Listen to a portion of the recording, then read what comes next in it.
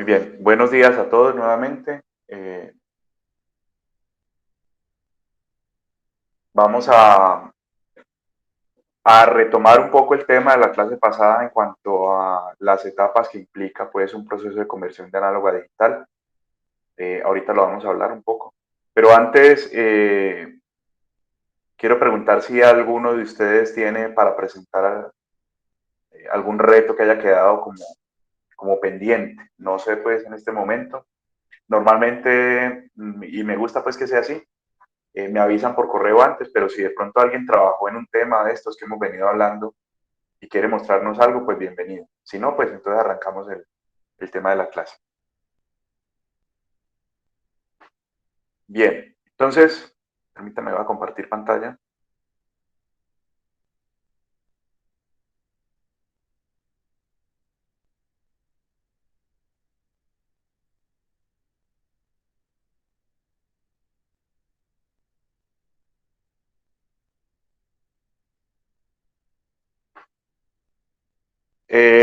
Justamente, pues, del tema de la clase pasada, se mencionó que la conversión de análogo a digital implica tres etapas, ¿sí? Y de las tres etapas, la última es la codificación, que aparentemente es una etapa como inocua, pues, como que no se hace mucho ahí, pero que a la larga tiene un potencial muy alto para hacer un montón de cosas, ¿sí? Tanto es así que las próximas clases las vamos a dedicar justamente a codificación de señales. Por ahora, o la clase de hoy, digámoslo así, estará relacionada con el tema del manejo del error. Concretamente, y esto es una situación que ocurre de manera natural, digamos, en cualquier contexto práctico, tener una señal, ¿cierto? Que por razones de la forma de almacenamiento o por razón de una transmisión por un canal ruidoso, pues esa señal cambia, ¿sí? Yo la había capturado, la había codificado y la quiero almacenar o la quiero transmitir y, repito, ocurre un error. Y error en este contexto es que la señal me cambia y ya no queda como estaba originalmente. Entonces tenemos, si soy inteligente, digamos, si soy avispado, si me permiten decirlo así, si manejo un esquema de codificación, digamos, especial, yo podría luego hacer una detección de esos errores, es decir, mirar la señal y decir automáticamente, esta señal no es la que yo tenía originalmente. O incluso ir más allá y hacer una corrección de los errores. ¿Sí? Corregir la información que venía viajando por un canal ruidoso y decir, no, es que esto se dañó, este dato que llegó no es correcto, pero yo soy capaz de decir cuál fue el dato que se transmitió originalmente. Entonces, la clase de hoy está dedicada a ese tema, ¿sí? Básicamente vamos a hacer o a estudiar esquemas de codificación. Codificación, recuerden pues que es una etapa de la conversión a D. Vamos a estudiar esquemas de codificación pensados o concebidos para manejar errores, tanto en procesos de detección, mera detección de errores, como en procesos de corrección, o sea, de llevar el dato a su valor original para poderlo usar como es, ¿no? A mí me interesa mucho y concretamente, por ejemplo, en casos eh, de transmisión de mensajes, o sea, la señal lleva un mensaje, por ejemplo, lleva un audio, o lleva una imagen, o lleva un texto, pues obviamente me interesa que ese texto, esa imagen o ese audio, en lo posible no se vean afectados por el ruido, ¿cierto? Que puede atacar a la señal. Entonces, básicamente el resumen de la clase de hoy es eso. Para recordar, pues entonces retomamos un poco lo que se estudió la clase pasada, ¿cierto? En cuanto a que uno desde el punto de vista conceptual puede como dividir el proceso de conversión de análogo a digital en tres etapas, ¿sí? El muestreo, la cuantificación y la codificación.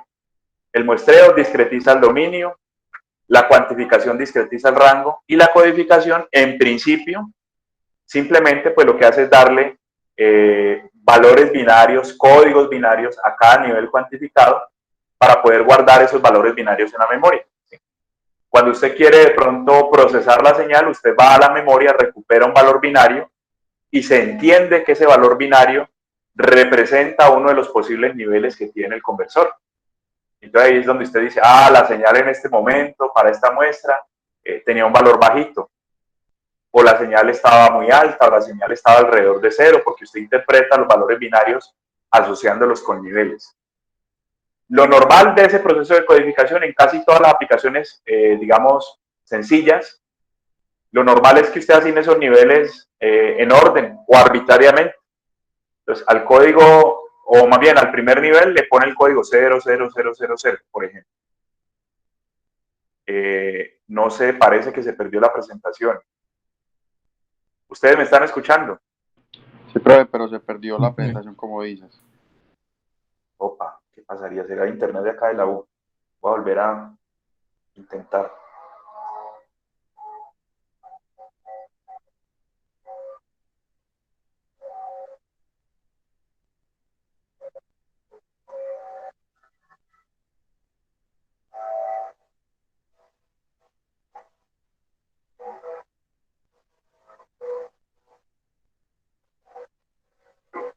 Bueno, estaba diciendo pues que esa codificación en principio pues no tiene mucho misterio, ¿sí? Porque uno asigna los niveles de manera ascendente, por ejemplo, es lo más común para un codificador sencillito, normal, comercial. Entonces al primer nivel le pone puros ceros, al siguiente nivel le pone 00001, al siguiente nivel le pone 000010, y así va dando los códigos en orden, como una animación que yo les mostraba la clase pasada, ¿cierto? No hay eh, ningún cuidado especial, ningún criterio para asignar niveles de una forma distinta, ¿sí? Pero justamente relacionándonos con el tema que estaba hablando ahorita del manejo del error, si yo asigno dichos niveles e incluso agrego información redundante de manera inteligente, al final voy a ser capaz de hacer detección y corrección de los errores que tenga la información. Y justamente de eso se trata la clase de hoy. Sin embargo, pues quería traer un temita de la clase pasada antes de abordar el tema de la codificación para el manejo del error, que creo, cierto, o espero que este temita se logre entender mejor con este ejemplo.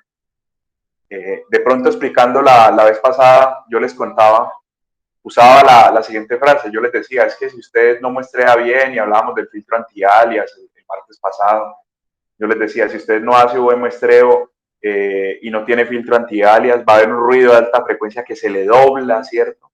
Y aparece, incluso hubo preguntas, lo recuerdo pues con respecto a eso.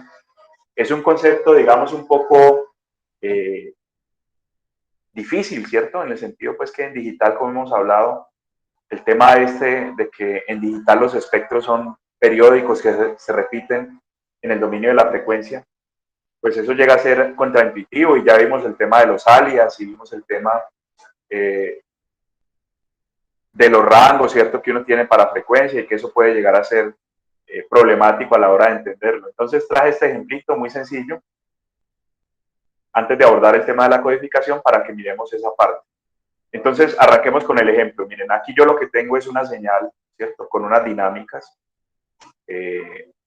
y su espectro en el dominio de la frecuencia, no un espectro de magnitud. Una señal analógica, como pueden ver acá. Listo. Una señal analógica, dominio del tiempo, y luego su representación en el dominio de la frecuencia. Entonces, uno puede intuir varias cosas de este gráfico que estamos viendo acá. Por ejemplo, aparentemente hay como una señal que está cambiando lento, ¿sí? No tiene una velocidad muy alta, ¿cierto? Aparentemente, pues, podría ser como un sobreimpulso, parece, ¿cierto? Y luego se estabiliza y trata de volverse cero en la medida en que el tiempo avanza. Y encima de esa señal original, digamos, de esa señal de baja frecuencia, hay unas oscilaciones, es así, de mayor frecuencia, ¿sí? Que están montadas allí. Y eso uno lo podría de pronto constatar cuando analiza el espectro. En el espectro vemos que hay unas componentes o un contenido de baja frecuencia que está alrededor de 0 Hz. ¿Sí? Y también, por acá adelante, hay una información adicional, pero esta es a una frecuencia mucho mayor. Alrededor, según la escala que estamos viendo acá, eso está más o menos como en los 1500 Hz. O sea, aquí uno podría hacer la cuenta más o menos de estas oscilaciones y debería llegar a una conclusión pues similar a la que le está entregando aquí el gráfico espectral, ¿no? Que estas oscilaciones más o menos están entre los 1000 y los 2000 Hz.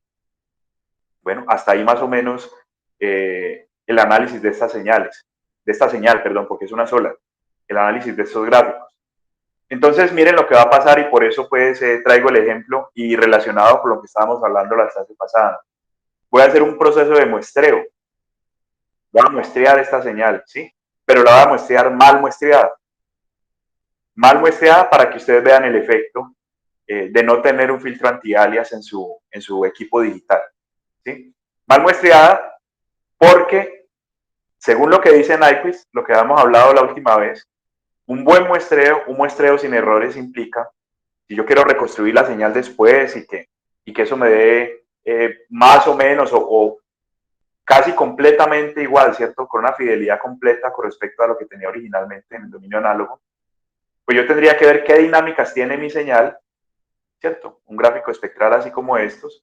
Yo tendría que ver qué dinámicas hay, mirar hasta dónde hay información, hasta qué valor de frecuencia pues tengo información importante y muestrear al doble. Entonces yo viendo ese espectro pensaría, bueno, por ahí después de 1600 o de 1800 o de 2000 Hz, aparentemente la señal ya no tiene información. Entonces, si nos digamos, atenemos a ese criterio y decimos que voy a asumir que la frecuencia máxima que tiene contenido espectral para esta señal es 2000, entonces habría que muestrear a 4000 Hz. ¿Cierto? Estamos aplicando el teorema de Nyquist. Tomo la señal y en vez de muestrear, o asumo pues que su contenido espectral va hasta 2000, entonces muestreo al doble que serían 4000. Sin embargo, no lo vamos a hacer así, o sea, no lo vamos a hacer de manera correcta, sino que vamos a inducir un problema de alias para que ustedes vean eso cómo opera aquí, ¿sí? Entonces vamos a muestrear a 2000 Hz. Vamos a muestrear a 2000 Hz. Ya les voy a mostrar el gráfico, pero antes, un poco para que despierten y un poco para no estar hablando tanto yo, les pregunto, ¿cómo se imaginan que se va a ver la señal, sobre todo en el espectro, muestreada a 2000 Hz? ¿Qué creen ustedes que pasa? Profe, pues yo creería que lo que pasa es que se le agrega mucho ruido, ¿no? Pero ¿cómo? O sea, ¿el ruido de dónde sale? Simplemente yo estoy muestreando una velocidad que no es adecuada.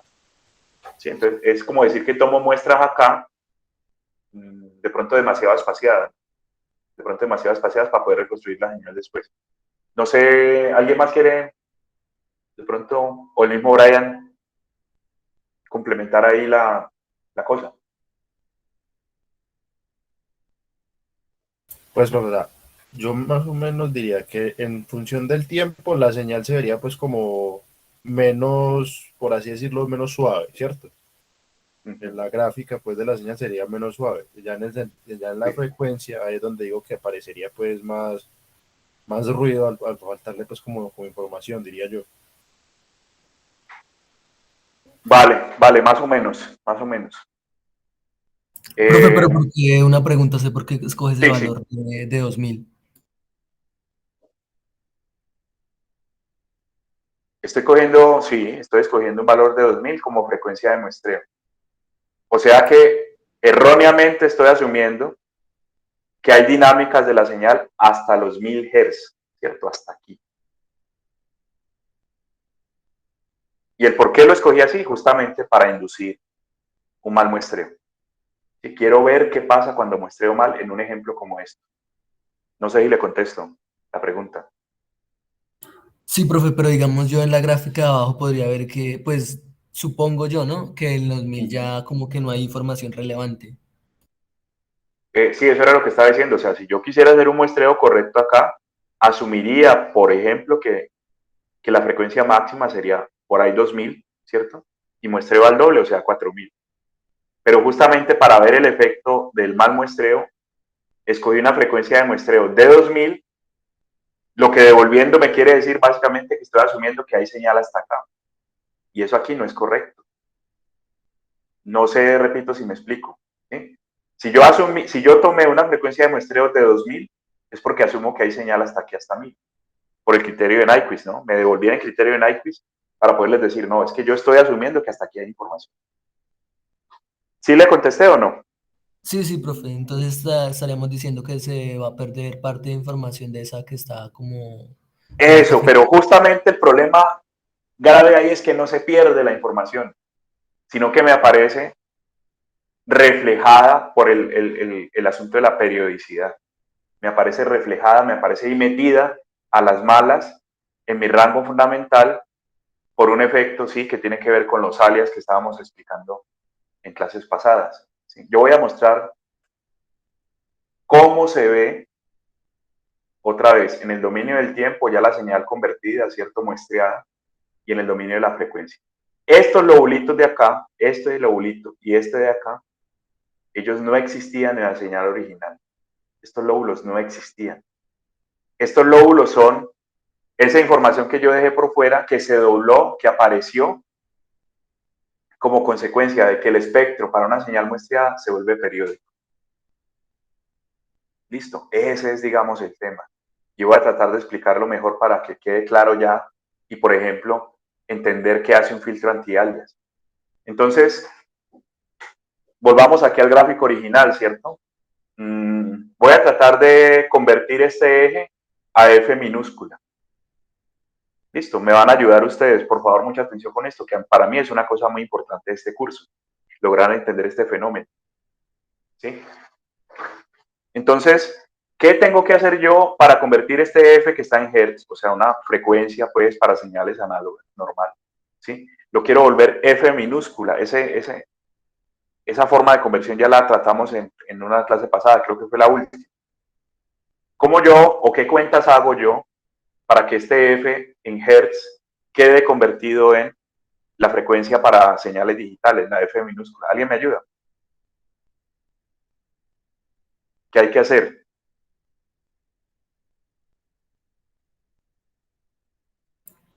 Pues lo divide por la frecuencia de muestreo, ¿no? Pues eso es lo que dice la fórmula. Es correcto, es correcto. Así como la relación entre el T, tiempo en análoga, y el N, que es el tiempo en digital, es una constante, sería el periodo de muestreo. ¿Sí? T y N se diferencian en que hay una constante ahí metida en la operación para poder convertir uno a otro. ¿Sí? Igual acá. Aquí F mayúscula y F minúscula, o sea, la frecuencia de la señal análoga, y la F para la señal digital equivalente, difieren en una constante que es Fs. Entonces, si yo quiero convertir este eje de frecuencia análoga, digamos, a F minúscula, divido por Fs. Listo, divido por Fs. Y Fs, para el ejemplo, pues, como ya he explicado varias veces, lo tomé mal, lo tomé en 2000. ¿Sí? Entonces, habría que coger este eje y dividirlo por 2000. Todos los valores que hay aquí, dividirlos por 2000. Entonces, dividiendo por 2000 me queda este punto, sería menos un medio. ¿Sí? Y este punto de acá sería un medio. Y si recuerdan, pues, lo que hemos venido hablando, entre menos un medio y un medio está el rango fundamental. Y todo lo que quede para afuera de ese rango fundamental corresponde a información que se repite en el dominio de la frecuencia y que ya debe estar contenida. Sí, porque cuando la señal ya está muestreada, es periódica en su espectro. El espectro se repite indefinidamente para ambos lados. ¿Cierto?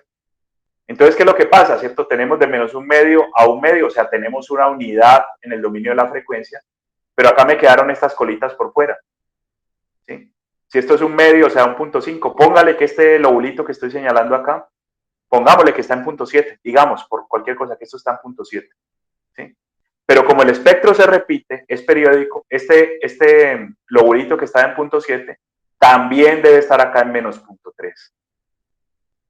Porque hay repeticiones, porque hay alias, ¿sí? Entonces, este lóbulo finalmente termina metiéndose acá en el rango fundamental como un ruido que distorsiona lo que yo originalmente tenía como señal, ¿sí? Y este otro lobulito que estaba en menos punto 7, ¿sí? Haciendo pues la cuenta del alias, alguien de pronto ahora 2 o 3 clases me dijo, no, es que si usted quiere ver a qué corresponde esto en cuanto a alias, muévase una unidad de frecuencia o 2, hay que moverse valores enteros. Eso ya lo explicamos alguna vez. Entonces, menos 0.7 más 1 da 0.3. Entonces, este lóbulo aparece reflejado o copiado aquí en 0.3. Y esa es la razón por la cual cuando yo voy y miro el espectro de mi señal digital, incluso no tiene ni la misma forma, pues porque ha distorsionado, ¿cierto? Se sumó con lo que había antes. Entonces, ese lobulito, ese par de lobulitos aparecen metidos acá. Y esto no es lo que yo tenía originalmente como señal, ¿sí? Si ustedes se fijan en el rango de menos un medio, perdón, de menos un medio a un medio, en ese rango de menos un medio medio no había ese lóbulo. Eso se metió, apareció artificialmente por un proceso de muestreo hecho como no es. Voy a parar allí y pregunto, ¿me he explicado bien? ¿Se entiende ahora sí el tema de que esos armónicos de alta frecuencia se doblan y aparecen metidos en el rango fundamental y me distorsionan la señal? A la hora de reconstruir, pues yo reconstruyo es esto. Y esto no era lo que originalmente tenía, porque esta información de acá no estaba en mi rango fundamental. Esto no estaba aquí. Entonces, vuelvo y pregunto. ¿Se entiende? ¿Alguien quiere preguntar algo? ¿Quiere que miremos alguna cosa?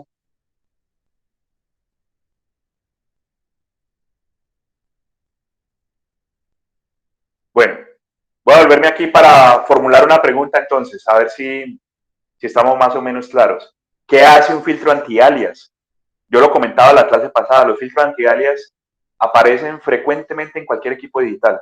Usted tiene una consola de audio digital, anti-alias tiene. Hasta las cámaras para capturar imágenes tienen un filtro de procesado anti-alias. ¿Sí? Usted va a mirar el plano de un equipo electrónico, por ejemplo, de captura de información, un sensor digital, ¿sí? Un multímetro digital, un osciloscopio. Todos esos equipos de primera, casi que llegando a la señal, lo primero que hacen es poner un filtro anti-alias. ¿Sí? La primera etapa, digamos, de todos estos equipos digitales es el filtro anti-alias. ¿Qué creen ustedes que haría el filtro en este caso? ¿Quién me ayuda con esa respuesta? ¿Cuál sería la labor o para qué pongo yo un filtro anti-alias si quiero capturar esa señal? Profe, para eliminar el sobremuestreo que hay en la conversión. Más o menos, por ahí es la cosa. Falta una cosita por decir. Profe, en ese caso no sería que atenúa las frecuencias altas.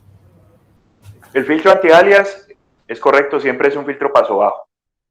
Exacto, eso era de pronto lo que faltaba. Ese filtro anti-alias es un filtro paso bajo. Yo lo que busco es de pronto por razones del diseño o por razones de la velocidad de mi equipo o por N posibles razones distintas o porque no tengo buena memoria para almacenar la información. Yo no me puedo subir más allá de una frecuencia de muestreo de 2000. O sea, para mí no es opción abarcar este lóbulo. O de pronto para mí este lóbulo, esta alta frecuencia que hay aquí montada, es un ruido. ¿Sí? Entonces, sí o sí me toca manejar una frecuencia de muestreo de 2000. Entonces, el filtro anti-alias lo que hace es, si la frecuencia de muestreo es 2000, entonces manejamos un filtrado que me deje pasar señal solamente hasta 1000. Entonces, haciendo el filtrado paso bajo solamente hasta 1000, elimino cualquier información adicional que esté por encima de este valor para que no ocurra esto que estoy explicando acá. Yo mato la información de alta frecuencia, la quito de la señal, ¿sí? De tal manera que me quede con el espectro como él era para bajas frecuencias y luego lo pueda reconstruir bien. Nuevamente voy a parar y pregunto si estamos claros, si se entendió, si alguien quiere preguntar algo. Profe, Sí. los filtros anti-alias son esa primera etapa que os comentaba, pero también son análogos. Son Tienen, filtros porque usted análogos. no, claro, porque usted no ha hecho todavía la conversión. O sea, toca que sean análogos porque pues si usted no ha empezado siquiera a hacer el muestreo, mire que este proceso es antes del muestreo. ¿Sí la ve? Usted tiene su señal análoga y necesita quitar esto antes de hacer muestreo porque no, después no va a poder quitar ese lóbulo que le mete acá. ¿Sí? Usted tiene que hacerlo análogo antes incluso de la conversión. Buen apunte porque sí, es cierto, o sea, ese filtro no puede ser digital, toca que sea Profe, análogo. ¿Qué hubo? o sea que según el filtro anti-alias, no, en esa señal no existiría esa oscilación de alta frecuencia, o sea, sería algo plano. Sería más suavizadito, sí, o sea, usted vería de pronto la parte de baja frecuencia evolucionando, pero seguro que ya no le va a aparecer este rizadito pues, que tiene la señal. ¿Sí? Un ejemplo más para continuar, pues porque el tema realmente de la clase era la parte de la codificación. Hemos hablado, ¿cierto?, de audio. Eso es un ejemplo como muy común, ¿cierto?, muy gráfico, y uno pues está acostumbrado al tema del audio digital y tal cosa, a escuchar música. Hemos dicho que el ancho de banda normal, ¿cierto?, para niños sobre todo, pues, para gente que no tiene deteriorados los oídos, es de 20 kilohertz. O sea, un niño es capaz de escuchar tonos incluso hasta los 20 kilohertz. Les cuento pues a manera de anécdota, pues que esta semana estuve en exámenes médicos para renovar el pase, y justo pues uno de los exámenes es el tema auditivo. Entonces le ponen unos tonitos así de muy alta frecuencia y muy bajitos, y entonces uno está ahí como, incluso como encorvado, como un viejito, a ver, poniendo cuidado a ver dónde le va a sonar el tono para poder pasar el examen, ¿sí? Entonces, a medida en que uno crece, ¿cierto?, y se va volviendo grande, pues va perdiendo capacidad de distinguir altas frecuencias. Pero normalmente, nominalmente, se asume que el ancho de banda para audio es 20 kilohertz. Cuando uno tiene un CD, o sea, música en buena calidad, el muestreo que se hace ahí es a 44.100, o sea, más del doble, lo que dice Nyquist, ¿cierto? Muestre a más del doble, 44.100.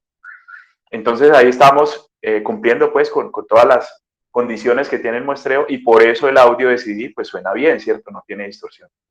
Sin embargo, y ahí viene el ejemplo, creo que ya lo había dicho, si lo he dicho ya me corrigen. El ejemplo es la telefonía fija, donde la frecuencia de muestreo es 8000 Hz. ¿Qué creen ustedes que pasa en telefonía fija? Pues que tiene que haber un filtro, ¿cierto? Paso bajos, que mate toda la información, que elimine, ¿cierto?, o atenúe toda la información que está por encima de qué frecuencia. ¿A qué frecuencia sintonizarían ustedes el filtro anti-alias de un teléfono fijo para que no ocurra este fenómeno que estamos viendo acá? Si en telefonía fija, por razones de economía, digamos, Pues muestran menos de 8000. 4000, profe. Eso, tendría que ser un filtro paso bajo que atenúe o que elimine todos los componentes de frecuencia por encima de los 4000. ¿Ya? Y por eso, repito, creo que esto ya lo había dicho, por eso es que a usted o a mucha gente la voz, cuando se oye por teléfono, le suena rara. Claro, la estás cambiando, le quitas toda la alta frecuencia. Sí, al quitarle toda la alta frecuencia, pues va a sonar distinto. Pero el objetivo en telefonía de pronto no es que usted maneje fidelidad, sino poder entender al otro, ¿sí? Inteligibilidad se llama eso. Bien, entonces ahí, si no hay más comentarios, yo voy a cerrar el tema. Espero que con el ejemplo quede más claro este asunto pues de los alias, del filtro anti-alias que uno le pone a los equipos digitales para que no ocurra el fenómeno que estábamos hablando aquí. Listo. Que se me distorsiona la señal. Y el filtro lo que hace es básicamente eliminar lo que finalmente se va a convertir en ruido. Entonces lo quito para que no me vaya a distorsionar la señal. Bien, ahí les dejo también este video, no sé si se lo había presentado antes, ahí lo puse en la presentación para que lo tengan. Es justamente el video, esto tienen que ponerlos con audífonos en su casa, por eso no lo voy a reproducir ahora. El video de qué tan viejos son tus oídos, ¿no? Básicamente le empiezan a poner a uno tonos cada vez de frecuencia más alta, ¿sí? Y de acuerdo a la edad usted será capaz de distinguir o no esos últimos tonos. ¿Sí? Gente como yo ya estoy en mis 40, ¿sí? 40 y pico, ya tonos por allá en los 15.000 Hz y de ahí para arriba, yo ya no distingo, no soy capaz, justamente porque uno en la medida en que va envejeciendo, va perdiendo, se le dañan unas células que hay en el oído interno que están orientadas a detectar vibraciones de alta frecuencia. Entonces, por eso va perdiendo capacidad auditiva con los años. Ahí les dejo el video para que lo vean después y hagan el test, ¿no? También uno si mantiene oyendo música con audífonos o música a muy alto volumen o está expuesto pues a ruidos de buena amplitud, de buena energía, eso también contribuye a que se pierda esa capacidad de detectar señales de alta frecuencia. Bien, volviendo al tema pues que estábamos hablando el día de hoy con respecto a las etapas de una conversión de análogo a digital, pues originalmente teníamos el muestreo y la cuantificación, ¿sí? Uno plantea estas dos primeras etapas en términos de que uno quisiera poder luego manejar la señal sin distorsiones, ¿cierto? Muestree bien. Bueno, ¿qué es muestrear bien? Lo acabamos de decir. Muestrear bien es manejar una frecuencia de muestreo adecuada, suficientemente alta, para recoger, para capturar todas las dinámicas que me interesan a mí de la señal, ¿sí? Y por el lado de la cuantificación es algo similar, ¿no? Bueno, póngale a ese conversor una buena cantidad de niveles en el rango, porque es que si pone muy poquitos niveles, el error que se va a cometer en el redondeo o en el truncamiento, pues va a ser de buena amplitud, ¿cierto? O sea, usted va a meter artificialmente unos brincos ahí, unos errores, consecuencia pues del redondeo que está haciendo a la hora de aproximar los niveles de cuantificación. Entonces, casi siempre uno, estas dos etapas las trata en esos términos. Yo quiero reconstruir bien después. ¿Cómo muestreo? ¿Cómo cuantifico para que eso ocurra? Pero está la codificación, ¿sí? Y la codificación tiene unas ventajas enormes si usted le quiere botar corriente a eso, ¿cierto? Usted quiere meterle el hombro al problema de la codificación, pues no hace la codificación normalita de la que hemos venido hablando. Esa codificación en términos técnicos se llama codificación plana. Usted no codifica plano. Codificar plano, ¿qué es? Asignar, por ejemplo, los niveles en orden binario. 000, 001, 010, 011. Sí, esa es una codificación plana, o sea, una codificación sin mucha prevención. Una codificación inocente, pues, o sea, sin considerar ninguna otra cosa. Pero, como comentaba al principio de la clase, si usted de pronto quiere invertir su tiempo en una codificación especial, puede tener resultados muy interesantes, como el asunto del manejo del error, ¿sí? Que es una de las 3 aplicaciones grandes que se tienen para codificación. Son las 3 que ustedes están viendo allí, ¿sí? Uno puede, si codifica, puede ser especial, si tiene una codificación especial, puede manejar detección y corrección de errores. Puede manejar el tema de la criptografía, o sea, usted codifica de una manera que otra persona que no sepa, por ejemplo, no sepa la clave, no va a entender la señal. Usted quiere que una conversación de voz, por ejemplo, quede encriptada. Entonces usted la codifica, por ejemplo, le cambia los bits o la revuelca, ¿cierto? Le hace una transposición de los datos y tal. Alguien que intente reproducir la señal después le va a sonar un ruido ahí que no es inteligible, ¿sí? Y luego la persona que sí debe poder escuchar le mete una clave a eso y recupera la información como ella estaba, ¿sí? Eso sería criptografía. Y finalmente, el tema de la compresión. Entonces usted tiene una señal codificada de tal manera que le ocupa menos bits que lo que hubiera ocupado el mensaje o la señal si lo hubiera manejado código plano. Hace un zip, por ejemplo, un punto zip, llega y comprime la información y le queda ocupando menos espacio en memoria u ocupando menos ancho de banda a la hora de una transmisión. Estas 3 serían las grandes aplicaciones que tiene la codificación. Hay más, ¿sí? Pero agrupadas pues por importancia serían estas 3. Detección y corrección de errores, criptografía y compresión de datos. Nosotros hoy vamos a hablar de la detección y corrección de errores. Entonces, en cuanto al manejo del error, pues, la codificación para manejar el error, pues hay capacidades, digamos así. Es decir, dependiendo del esquema que usted escoja, ese código especial que usted de pronto implementó, ¿cierto? Investigó, pues, en algún protocolo o se inventó usted mismo, ese código puede tener una capacidad para detectar errores, para hacer la detección de errores, en primer lugar. También puede haber un código que usted se invente o que usted investigue o que usted implemente para hacer corrección de errores. Y también hay códigos que hacen ambas cosas. La idea hoy es presentarles ejemplos sencillos de las 3, ¿cierto? Códigos para hacer detección, códigos para hacer corrección y códigos que tengan capacidades híbridas, o sea, códigos que al mismo tiempo pueden detectar y corregir. Muchos de los esquemas de codificación tienen un parámetro que se llama la distancia, o siendo más riguroso, se llama distancia Hamming. Hamming es un ingeniero, era un ingeniero electricista que trabajó con computadores mucho tiempo, creo que era en IBM que trabajaba, y el hombre ha hecho muchos aportes en este tema de los errores, ¿sí? Y a pesar de ser ingeniero, él hizo unas propuestas en términos matemáticos de cómo caracterizar los errores, ¿sí? Y en muchos casos, repito, se usa el concepto de distancia Hamming para poderle calcular al código, por ejemplo, qué capacidad tiene de detección. A partir del tema de la distancia, uno puede decir, este código tiene cierta distancia, yo podría hacer detección de errores de hasta 2 bits. Si a mí de pronto, por mandar una información codificada por un canal que es ruidoso, se me dañan 2 bits, este código, de acuerdo a la distancia que tiene, yo sé que me puede detectar ese error de 2 bits. o me detecta errores de un bit, o me corrige errores de un bit y me detecta errores de 2. Entonces, el tema de la distancia, que ahorita lo voy a explicar, es importante para muchos esquemas de codificación. Antes de avanzar con los ejemplos y mirar un poquito cómo funcionan estas técnicas de detección y de corrección de errores, hay que hablar un poquito del entorno, ¿cierto?, en que se usa cada cosa. Esto ya es un poquito más como relacionado con telecomunicaciones, ¿sí?, con comunicaciones digitales.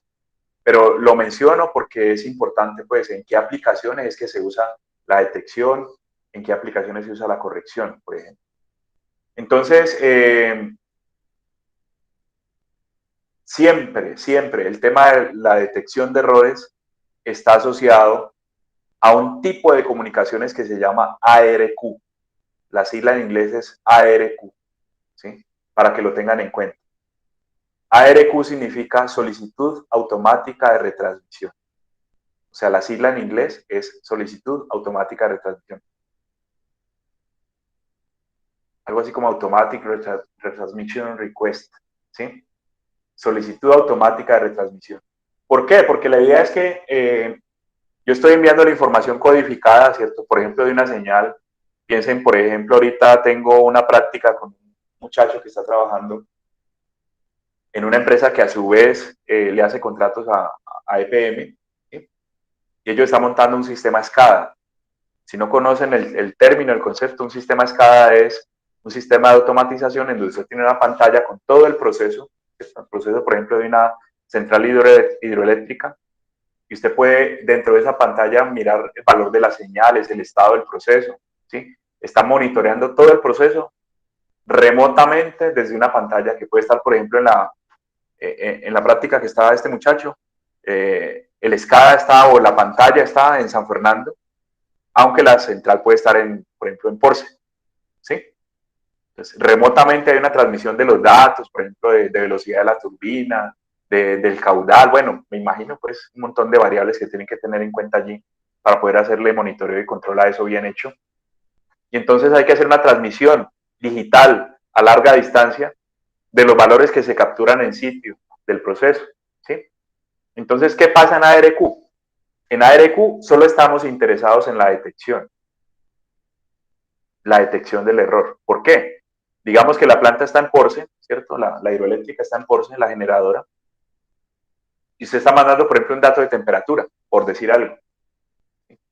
Ese dato de temperatura viaja por un canal de radiofrecuencia y llega aquí a San Fernando, y el SCADA llega y recibe el dato y hace una detección del error.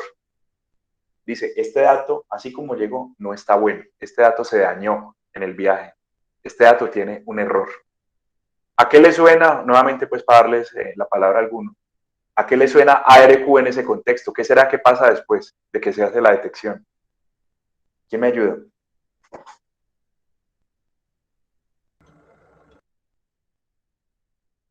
Obviamente, profe, dice que lo manden otra vez.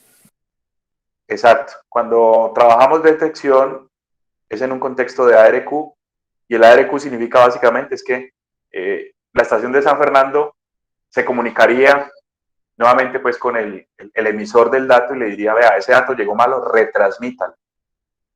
Necesito que lo retransmita. Ese dato no me sirve porque llegó con errores, ¿sí?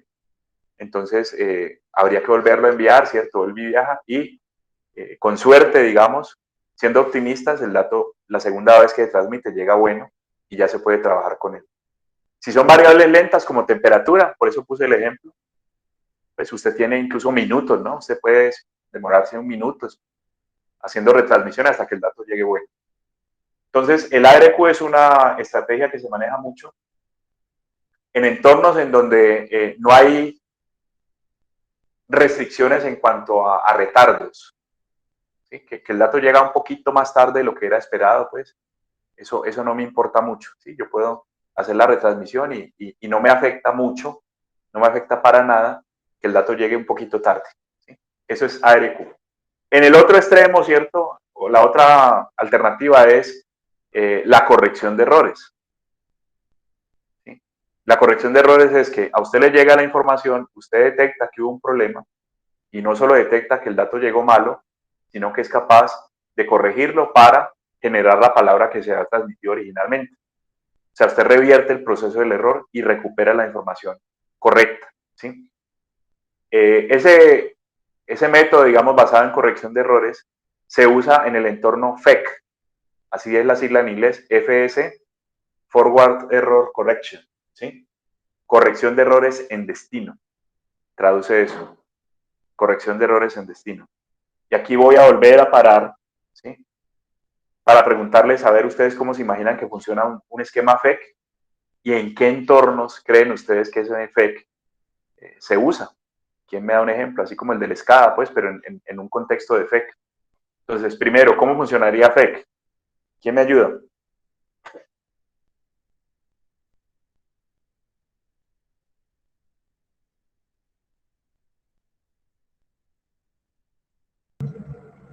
Pues supongo que él no vuelve a solicitar el dato, sino que él mismo lo reconstruye.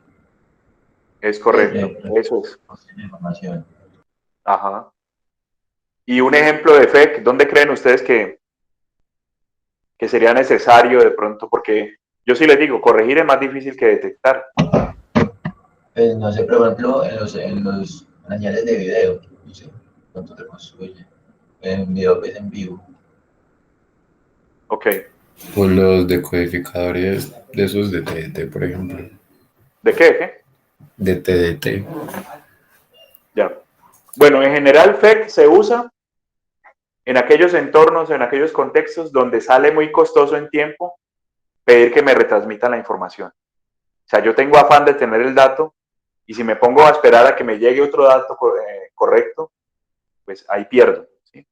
O sea, para tiempo real y donde no hay tiempo, o sea, es que ese es el criterio, no hay tiempo de pedir otra vez el dato, ¿sí? FEC se usa mucho, por ejemplo, en comunicaciones satelitales, que por ejemplo de aquí a la Luna una transmisión completa puede demorar entre 4 y 8 segundos. ¿Sí? Y si usted tiene, por ejemplo, un robotcito allá en la Luna, lo está manejando, y usted ve que se va a estrellar contra una piedra, le dice frene, y de pronto el dato del frene, el comando llega malo y usted pide una retransmisión, pues acá que le llegue otra vez el comando, ya el robot se estrelló. ¿Sí? Entonces, para tiempo real eso es crítico, pues es una cosa bien complicada, y entonces como que conviene más, así sea difícil y más complejo, conviene más que usted haga la corrección usted mismo que ponerse a pedirle que le retransmitan la información. Entonces, ahí para tener en cuenta, ¿no? ARQ y FEC. ARQ asociado con detección, FEC asociado con corrección. Aquí estaba hablando de distancia y se me pasó esta parte, ¿cierto?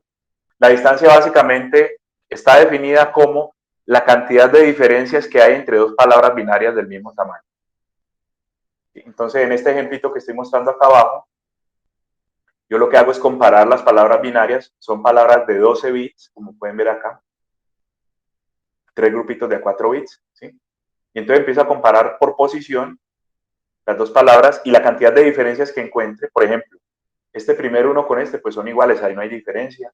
El segundo es un 1 acá, también lo es acá, no hay diferencia. El tercero es un 0 acá, aquí también es un 0, no hay diferencia. Pero acá el cuarto bit es un 1 y aquí el cuarto bit es un 0. Entonces ya estaríamos contando una primera diferencia. Si yo las acumulo, ¿cierto? Pues tengo la distancia. En este caso, la distancia entre ese par de palabras binarias es 3, porque como pueden ver, son 3 diferencias. Esto es un concepto sencillo. La distancia Happing es la cantidad de diferencias que tienen dos palabras binarias del mismo tamaño. Entonces, ya entrando pues en materia de los ejemplos, vamos a mirar esquemas de detección inicialmente, ¿sí? Y el más sencillo, pues, y se usa mucho todavía, eso es común verlo, es el esquema de paridad. ¿Listo? Entonces, hay una palabra, ¿cierto? Codificada plana, o sea, esto no se le ha hecho nada todavía. Codificada plana, ya le dije, es codificada normal, ¿cierto? Sin ninguna malicia, ninguna prevención. Usted asigna las palabras binarias a los niveles que tiene. Probablemente lo haga en orden, así que es lo más común. Y a esa palabra plana, codificada plana, usted le va a agregar redundancia. ¿Sí? Esto es una característica de todos los esquemas de codificación que están orientados al error. Siempre toca agregar redundancia, le llama. Se le llama redundancia porque realmente esa información adicional no es útil para usted. O sea, no contiene mensaje, no contiene señal. Es solo para poder hacer el control del error, para poder hacer la detección o la corrección posterior. ¿Sí? En este caso concreto, se va a agregar un bit más. ¿Sí? Si la palabra era de 20 bits, luego de codificarla con paridad sencilla, quedaría de 21. Si la palabra plana tenía 20, usted le puso un bit de paridad más, quedó de 21. No sé si este concepto de paridad de pronto lo han tratado en digital. Si alguien quiere de pronto tomar la palabra, lo escuchamos, ¿cierto? ¿Quién me ayuda a explicar un poquito cómo funciona la paridad? ¿Ya lo vieron? ¿Se acuerdan? ¿Cómo es el asunto?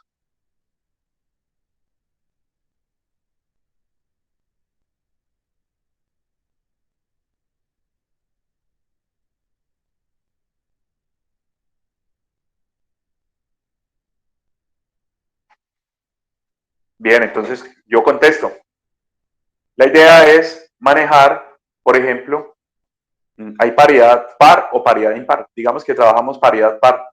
Si nos vamos por ahí, esa es la opción que tomamos. Entonces usted lo que hace es a la palabra plana le cuenta la cantidad de unos. Entonces empieza a mirar cuántos unos hay en ese código que tiene plana. ¿Sí? Y como la paridad es par, usted complementa esa cantidad de unos con el bit de paridad acá para que la cantidad de unos total que tiene en la palabra ya codificada con la paridad incluida de par. ¿Sí? Me explico. Entonces usted empieza a contar aquí en el código plano, usted empieza a contar cuántos unos hay y de pronto le da 7 unos, digamos. Aquí en esta palabra de 20 bits hay 7 unos. Como usted necesita paridad par, lo definió desde el principio, pues aquí pone otro 1 para que el total le dé 8. ¿Sí? Ahora, si la cuenta hubiera dado 6 unos aquí, usted ya no pone 1 acá, sino que pone un 0. Pues siempre lo que se hace es complementar con este bit de tal manera que la cuenta total de 1 sea par. ¿Está claro eso? El bit de paridad se complementa, se pone aquí, de tal manera que la cantidad de unos sea par. En un esquema de paridad par, ¿no? Porque también hay paridades impares. Entonces usted en ese otro caso complementaría acá o pondría este último bit para que la cantidad de unos dé impar. Y usted tiene que tomar la decisión desde el principio de qué tipo de paridad va a manejar, si la par o la impar. Vuelvo y pregunto, ¿estamos claros? Sí, profe. Listo. Entonces, aquí les tengo 4 ejemplitos. ¿Sí? Y la paridad que estoy manejando en estos ejemplos es impar. Entonces, voy a resolver estos 2 primeros y ustedes luego resuelven los otros 2. Por ejemplo, aquí voy a contar unos. 1, 2, 3, 4. ¿Sí? ¿Qué debo poner aquí como paridad para esta palabra? La palabra plana tiene 4 unos. Y estoy esperando pues llenar aquí la paridad. ¿Sí? El adicional que yo agrego ahí. Entonces, ¿qué pongo acá? Santiago dice 1, claro, pues si son 4, pongo 1 más, ya me da 5. Igual acá no, aquí son 4, 1, 2, 3, 4. Como la paridad es impar, pues pongo otro 1. Ahora, el tamaño no siempre es 8, ¿no? Pueden ser palabras planas de 4. Aquí hay una palabra plana que tiene 11 bits, ¿sí? Pero usted siempre pone al final 1 más para complementar la paridad que está manejando pues en su código. Ahora, ¿cómo funciona eso en términos de detectar el error? ¿Quién me ayuda? Yo necesito detectar que la palabra llegó mala, por ejemplo. ¿Cómo hago yo para saber eso?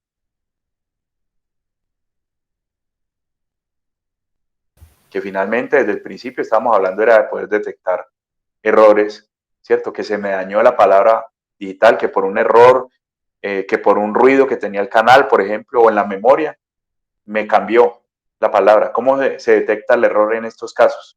Pues haciendo una analogía es como cuando le envían a uno dinero, a uno le dicen, ve, te mandé 8.000 pesos y me llegaron 7. Uy, ahí hubo algo. Entonces ya uno sabe que hubo un error.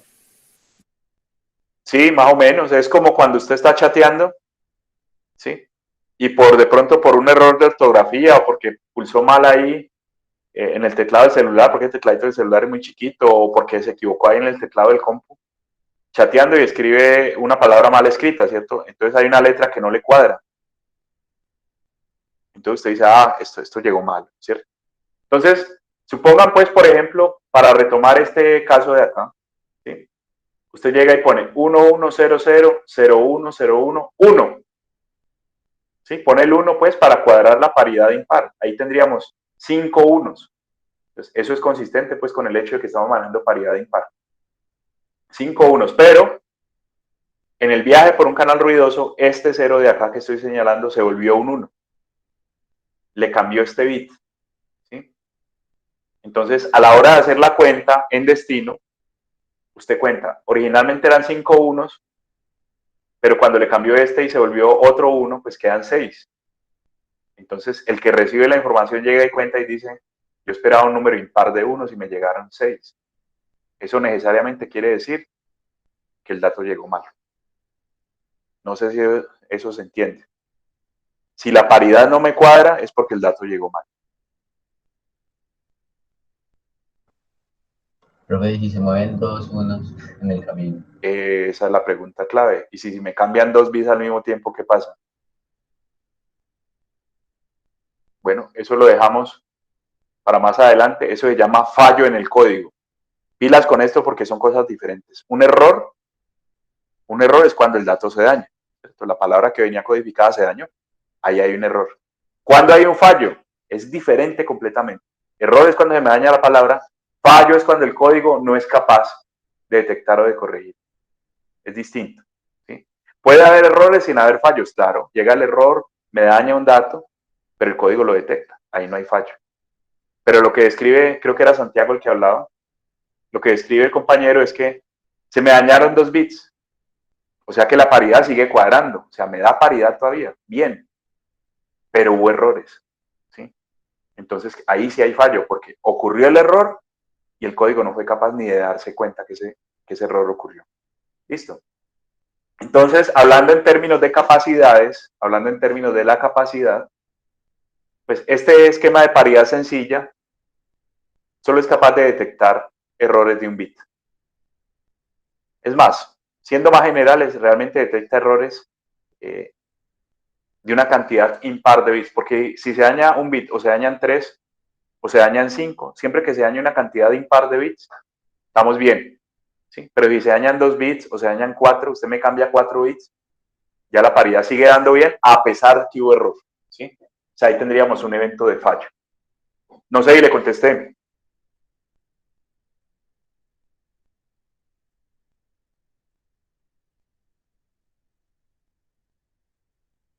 Bueno, que sí. Uno podría, este esquema de paridad, complicarlo un poquito, ¿cierto? O sea, hacer esquemas más elaborados de paridad. Hay muchos, de hecho hay un código que vamos a ver al final, incluso hasta les tengo un programita ahí,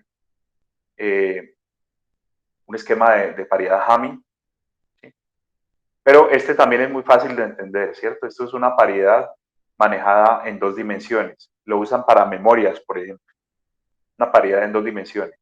Uno en la memoria RAM del procesador, del celular, del PC, ¿sí? De la Raspberry. Uno generalmente puede asumir que la memoria está organizada como un vector larguísimo de posiciones, ¿sí? Entonces, cada fila de estas es un dato distinto. Por ejemplo, una muestra distinta de la señal. Cada fila de esta es un dato distinto, ¿sí? Es una posición diferente de la memoria RAM que tiene mi equipo digital, ¿cierto? Para procesar información. Cada fila es una posición distinta, una variable distinta. Entonces yo lo que hago es a cada fila le calculo paridad de fila. A cada fila se le hace un cálculo de paridad de fila con los criterios que acabamos de ver en la diapositiva anterior. Por ejemplo, cuadrar la paridad para que me dé par siempre, ¿sí? Y al mismo tiempo, por acá al final de un bloque de datos tengo calculadas también paridades para cada columna, ¿sí? Este sería el ejemplo de un código híbrido, porque este es capaz de detectar y también a veces es capaz de corregir. Listo. ¿Quién me ayuda con un ejemplo de una corrección? ¿Qué tipo de error o cómo podría ser que este código me haga una corrección de error? Este es un código de paridad en 2 dimensiones. ¿Cómo hacemos o cómo sería pues el caso en el cual este código me permite hacer una corrección de los errores.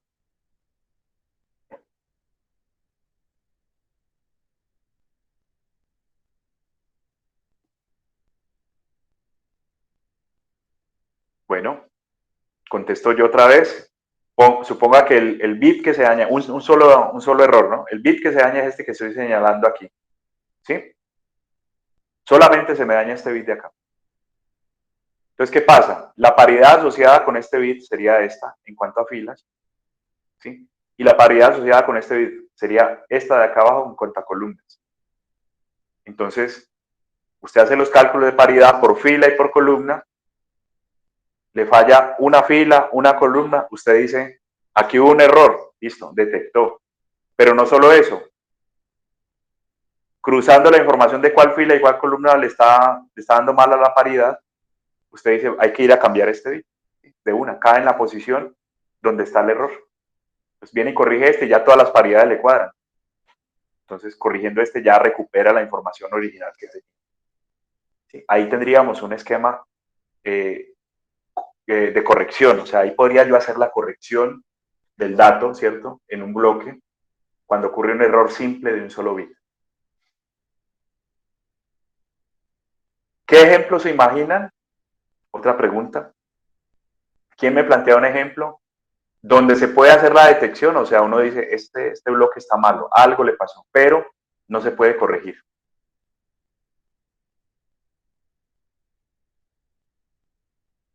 Uno llega así mucho a hacer la detección y dice, no, este dato no está, o este bloque de información no está correcto. Pero no sabe qué tiene que corregir para que se cuadre. ¿Quién me ayuda con ese ejemplo?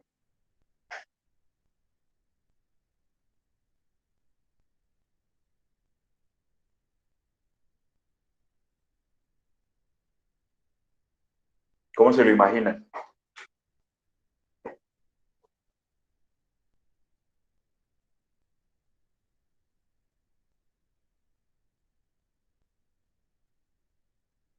Profe, como los correctores de texto que a veces sugieren que uno tiene alguna parte mala, pero pues no tiene suficiente autonomía para sugerir cuál palabra debería ser la que está ahí pues antes.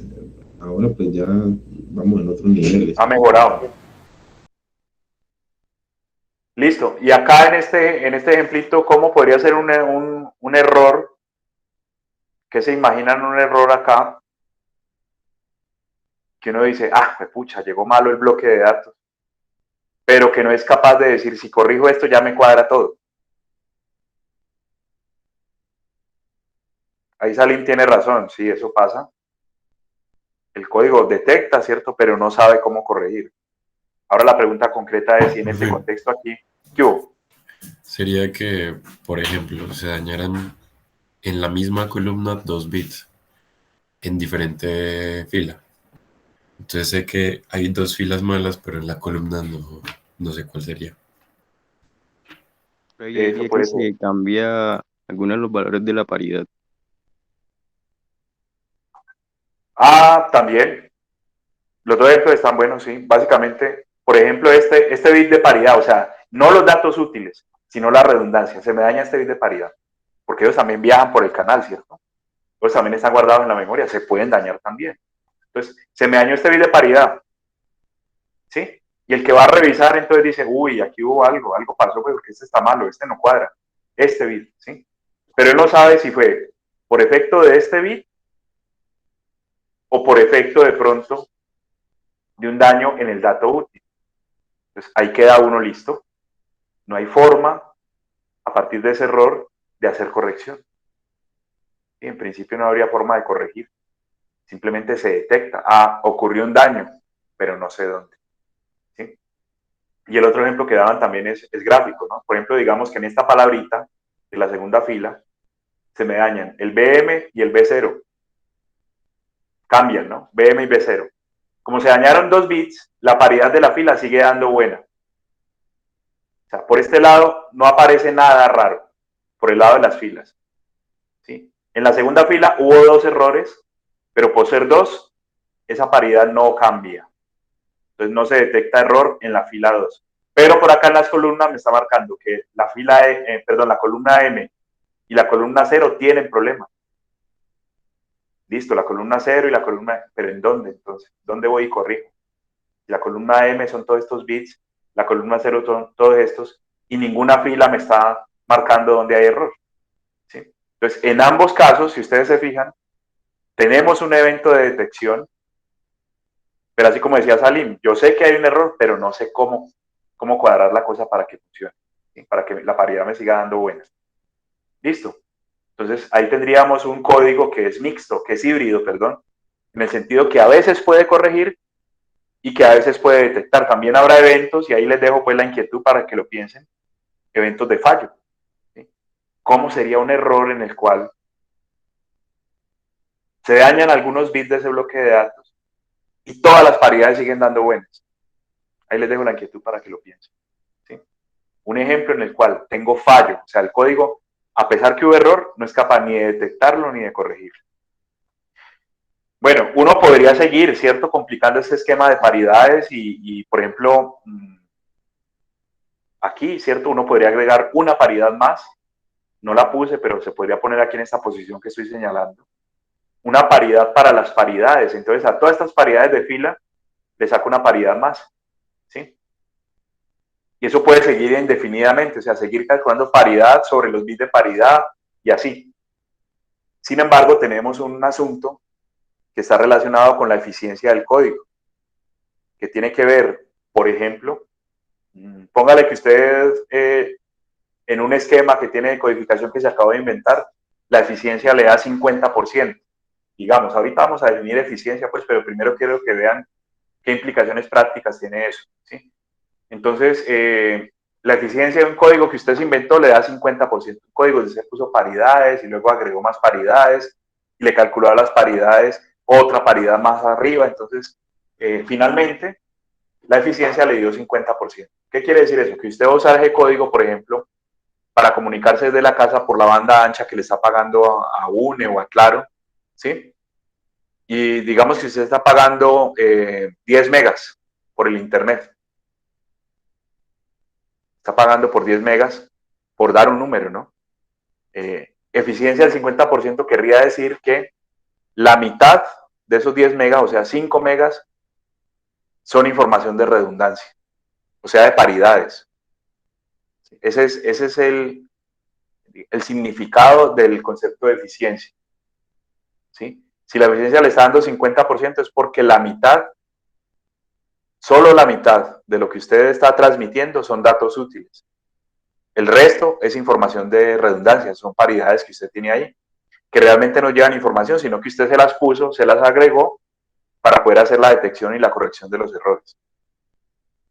Si la eficiencia es 70%, 90%, por ejemplo, quiere decir que ya de todo el volumen de información que se está transmitiendo, 70% o 90% son datos útiles. O sea, le reduce pues el tamaño a la paridad al 30 o al 10%. O sea que usted realmente del ancho de banda que está pagando aprovecha más. ¿Sí? Entonces, claro, me interesan unos códigos que sean muy eficientes, unos códigos donde la eficiencia sea cercana a 1. Pues porque yo no voy a pagar 10 megas para que realmente solo pueda usar 5 en la práctica y que el resto se quede pues en información redundante. Entonces, ¿cómo se define ese término de eficiencia? Es como dice allí, es el tamaño de la palabra plana, o sea, antes de agregar la paridad, antes de agregar la redundancia, sobre el tamaño de la palabra codificada. ¿Sí?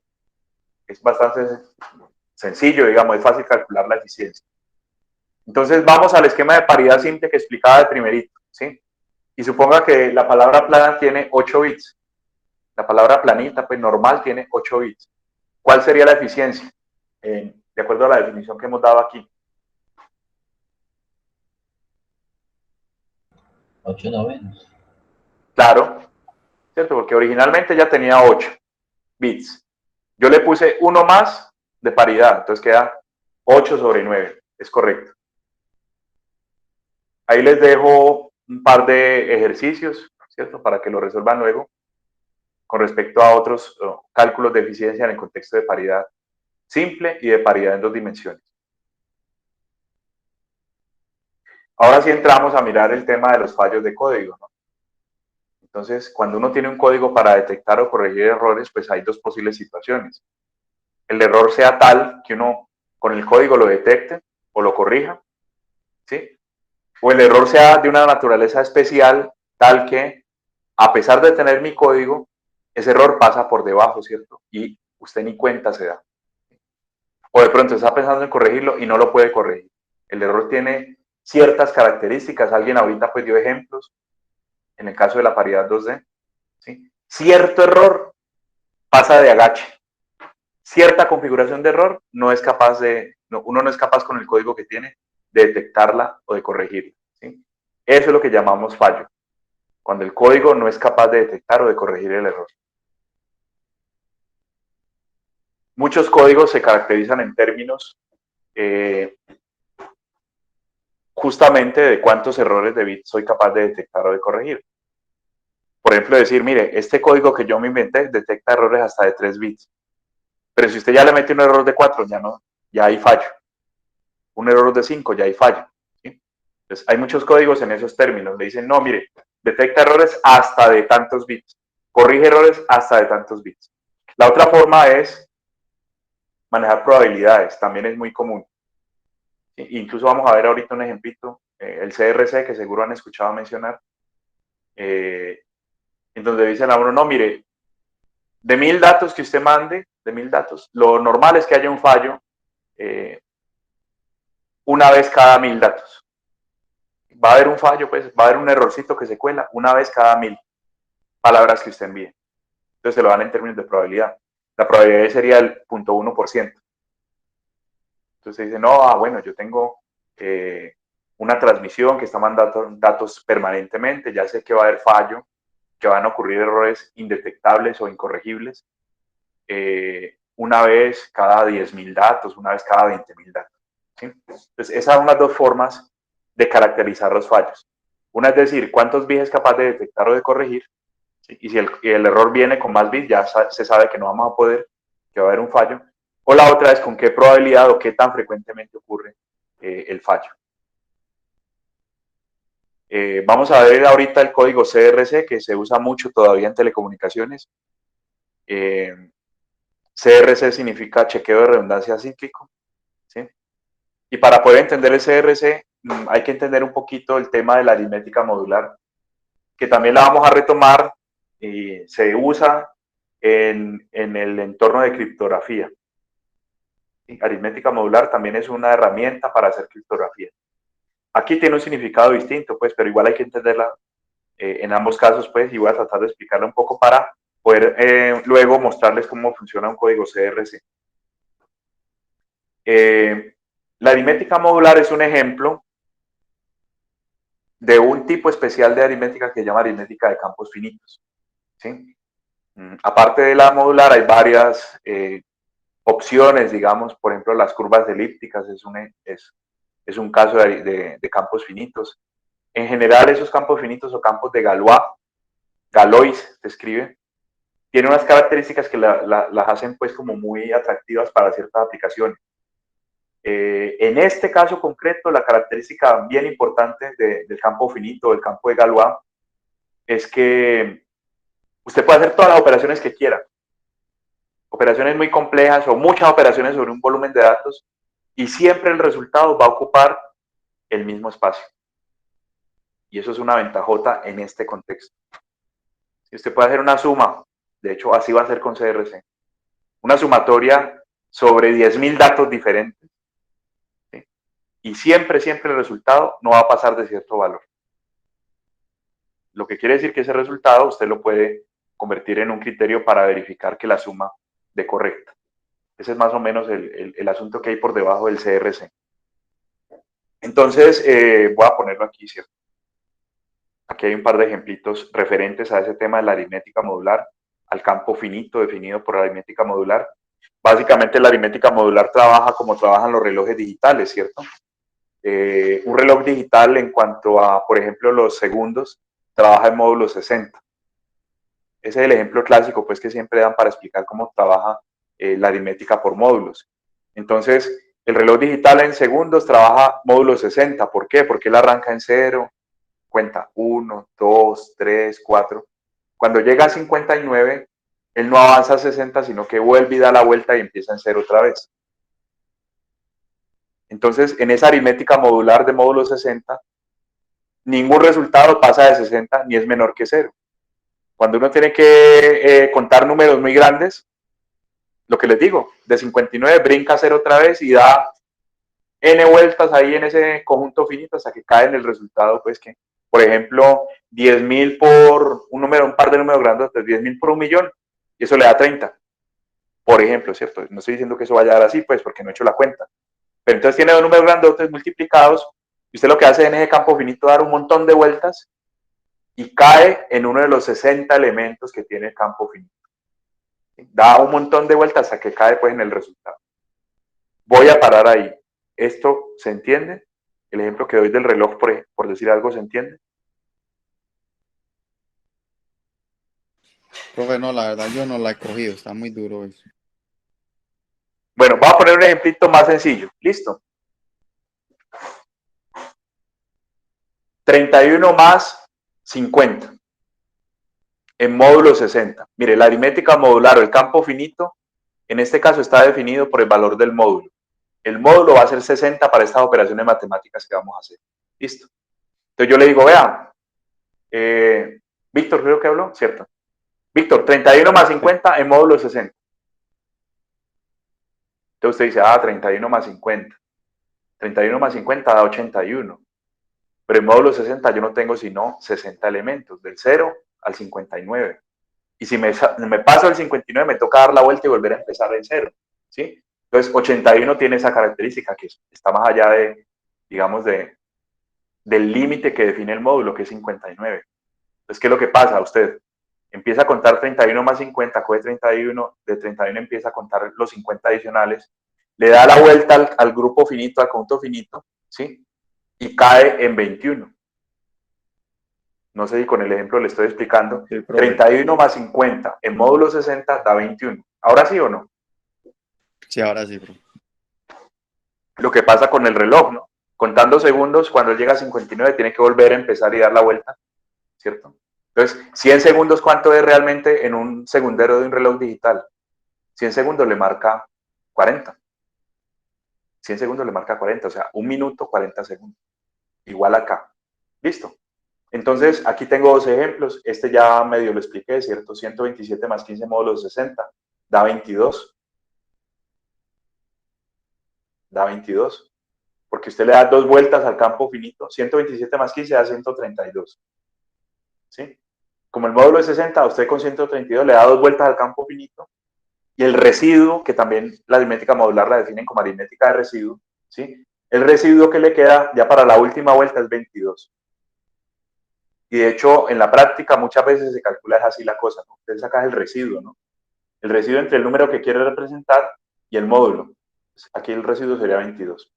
Y acá tengo otro ejemplo un poquito más grande, ¿cierto? 33 millones es esto. 33 millones en módulo 1345. Imaginen la cantidad de vueltas que usted le da a este campo finito, ¿sí? Y al final, en la última vuelta que está dando, llega al número 425. Una manera alternativa de hacer este cálculo es sacar el residuo entre 33 millones y el módulo, y el residuo pues da esto. Vuelvo y pregunto, ¿estamos claros? ¿Se entiende esa parte de la aritmética modular? Recuerden que también cuando hablemos de criptografía se va a necesitar este concepto, entonces, si no lo tienen claro, pues lo hablamos otra vez. Pregunto, ¿estamos bien?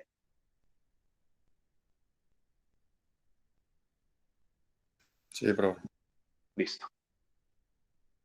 Entonces, ¿qué es CRC?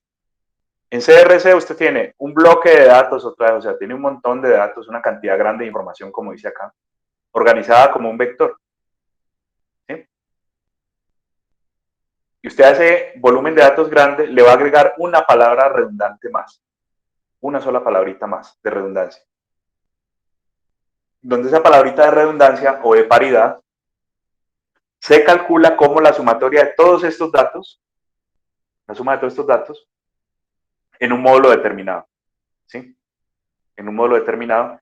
Ese módulo, por ejemplo, puede ser, y esos son estándares ya, ¿cierto? Este módulo es CRC32, o sea, es un numerito ya definido que tiene unas características de probabilidades de fallo bajitas, ¿sí?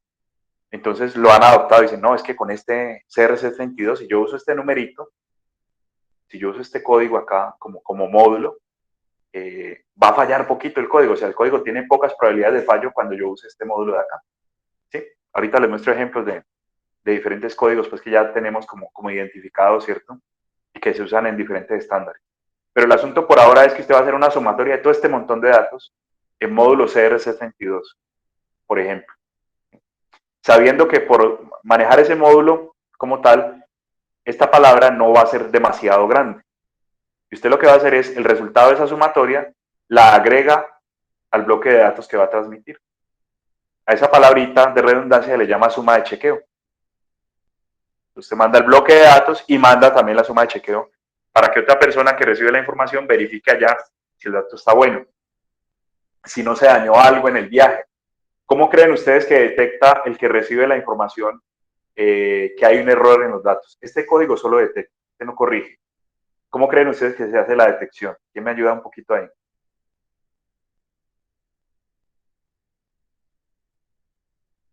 ¿Qué creen ustedes que pasa si, por ejemplo, algún bit o un par de bits o alguna cosa pasa con alguno de los datos que hay acá en el viaje? ¿Qué será que se hace en destino para poder hacer la detección de los errores?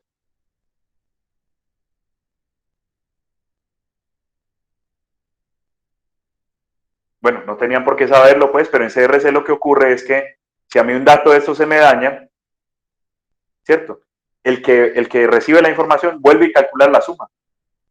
Vuelve y calcula la suma. ¿Sí? Y si un dato viene malo, pues la suma no da lo mismo. Y si la suma no da lo mismo, pues no me va a dar a la hora de comparar con la que venía, la que yo estoy calculando aquí en destino. Entonces, por eso se llama suma de chequeo, ¿sí? Checksum. Porque yo en destino lo que hago es volver a sumar todos los datos, ¿cierto?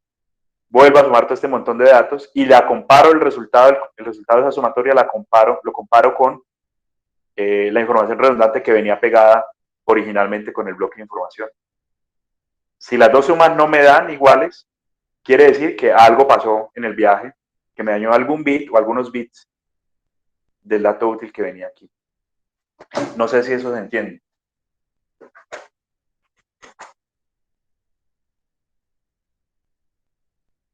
Realmente se hacen dos sumas. Una, quien va a transmitir la información calcula la suma y pega el resultado. ¿Sí? Este bloquecito azul que hay acá sería el resultado de esta sumatoria en módulo tal. ¿Sí?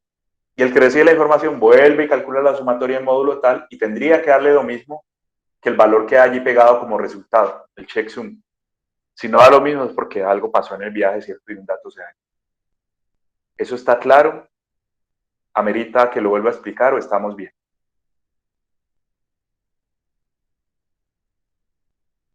Profe, ambos hacen la suma en el mismo módulo. Claro, claro, tiene que ser en el mismo campo finito, pues para que dé lo mismo. ¿Sí? Eso es como cuando a uno de niño lo mandaban a comprar a la tienda, ¿cierto? Ah, no, le quedan 2.500 pesos de vuelta. O uno venía haciendo esa cuenta, ¿no? Quedan 2.500 pesos de vuelta. Y usted le da la de vuelta a la mamá y no hay sino 2.000 pesos. Algo pasó, ¿cierto? O usted compró alguna cosa sin permiso o le perdió una moneda de 500. Algo pasó en el viaje, ¿cierto? Que la suma no da. Igualito acá, ¿sí? Tengo mi bloque de datos, pegadito está el resultado de la suma. Si el resultado allá no cuadra, es porque en el viaje se dañó alguna cosa. Es exactamente lo mismo acá, ¿sí? El CRC, repito, es un código que se usa mucho en estándares, ¿cierto? Y bueno, por ejemplo, hay CRC1, CRC3, CRC5, CRC32. Ese numerito que acompaña al CRC tiene que ver con la cantidad de bits que se necesitan para almacenar el resultado, ¿sí? Y cuando uno busca en los manuales, los estándares, pues eso viene como un polinomio, ¿sí? CRC3, por ejemplo, viene un polinomio de 3 términos, CRC5, polinomio de orden 5. Esos polinomios uno llega y los traduce a valores binarios y ahí está el módulo, ¿cierto? Valor binario, por ejemplo, aquí sería 1, 1, 0, 1, 0, 1. Básicamente, pues que cada potencia de esta representa un bit. Entonces, x a la 5 es 1, x a la 4 es 1, x a la 3 es 0 porque no aparece acá, x a la 2 es 1, x a la 1 es 0 porque no está, y x a la 0 es 1. Entonces uno llega y convierte, digamos, el polinomio en un número binario y ese es el módulo. Ese es el módulo, pues, con el que voy a hacer mis cálculos de suma, en este caso. Si a alguien de pronto le interesa, pues tiene curiosidad por este tema, lo hablamos en más detalle ya de pronto en otro contexto. Pero básicamente lo importante es entender esta parte de acá, ¿no? Eso es un módulo, un valor numérico con respecto al cual se hace una sumatoria largotota de datos para tener un resultado que siempre ocupe un tamaño fijo. ¿Qué pasa con la eficiencia? Voy a devolverme aquí. ¿Cómo ven ustedes la eficiencia de un código CRC? Eficiencia es en términos de lo que estaba definiendo ahorita, ¿no? ¿Qué opinan de la eficiencia de este tipo de codificación? Pero solamente hay un bit en el que se verifica. ¿Cómo así? Pues solamente con el bit de la sumatoria es con el que se comprueba si hubo error o no. Pues esto no es un bit, ¿no? Esto es un dato numérico grande, de 32 bits. Ah, ok. Sí, este es un resultado grandotote aquí, por ejemplo, en un caso de 32 bits en este ejemplo que estoy poniendo acá. ¿Ya? Vuelvo a la pregunta, la eficiencia, ¿cómo la ven? ¿Qué pasa con la eficiencia aquí?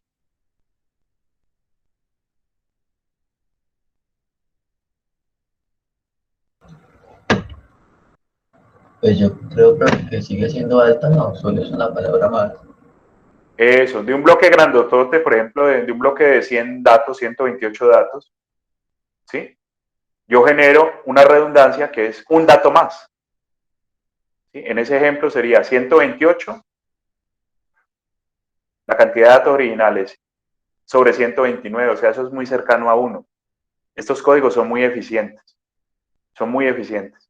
Entonces, por eso también los ve uno muy frecuentemente por ahí, ¿cierto? Porque, pues, por la eficiencia, realmente la redundancia no me ocupa mucho espacio.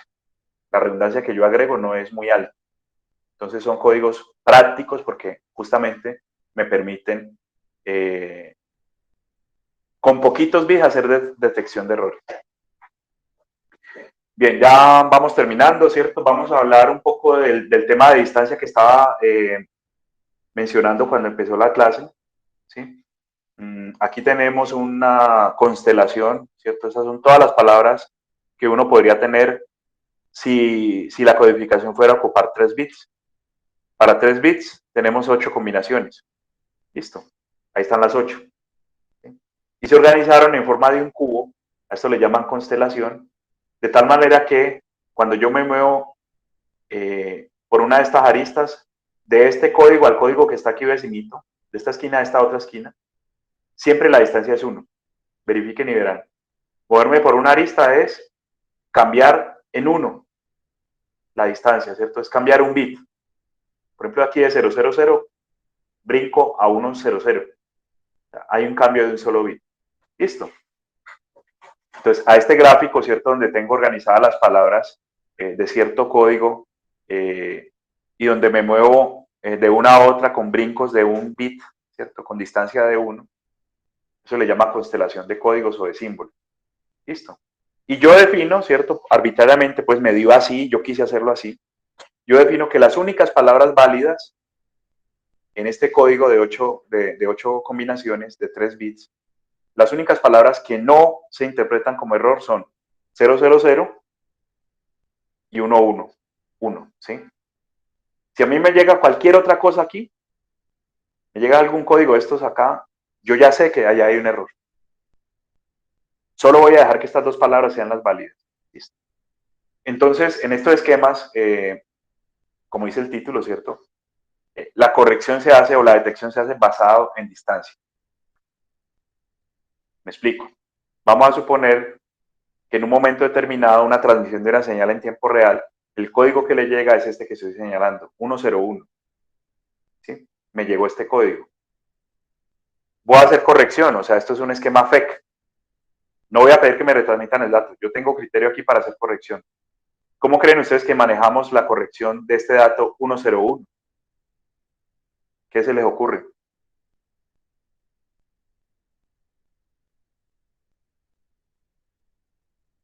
Pues como dice el título de la diapositiva, manejamos distancias.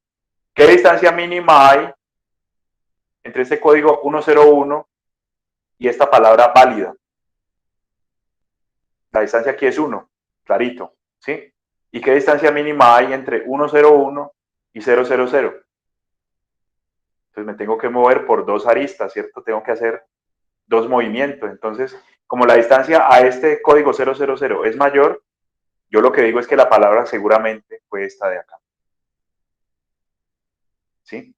Por distancia corrijo. Mejor dicho, si me llega un código que no es, busco en la constelación a qué código válido estoy más cerca. Eso es todo. ¿Sí? Por distancias. Me acomodo por distancias. Si me llega un código que no es, miro a ver las distancias a todos los códigos válidos y la que tenga menos distancia, esa es la que corrijo. ¿Eso está claro o no?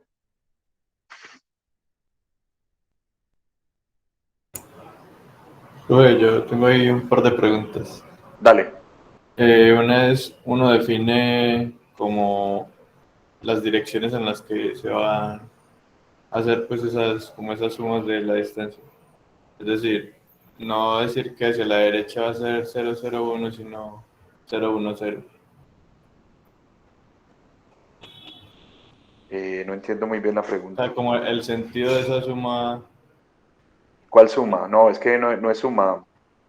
Pues, Es calcular cuántos brincos toca dar mínimo para llegar a un código válido. Otra vez, estamos aquí, ¿cierto? Me llegó este código, ¿sí? Mínimo cuántos brincos, cuántas aristas debo recorrer si quiero llegar a un código válido. Por ejemplo, a este código válido de acá, pues con un brinco ya quedo aquí. ¿Sí? no, sí, Con un brinco.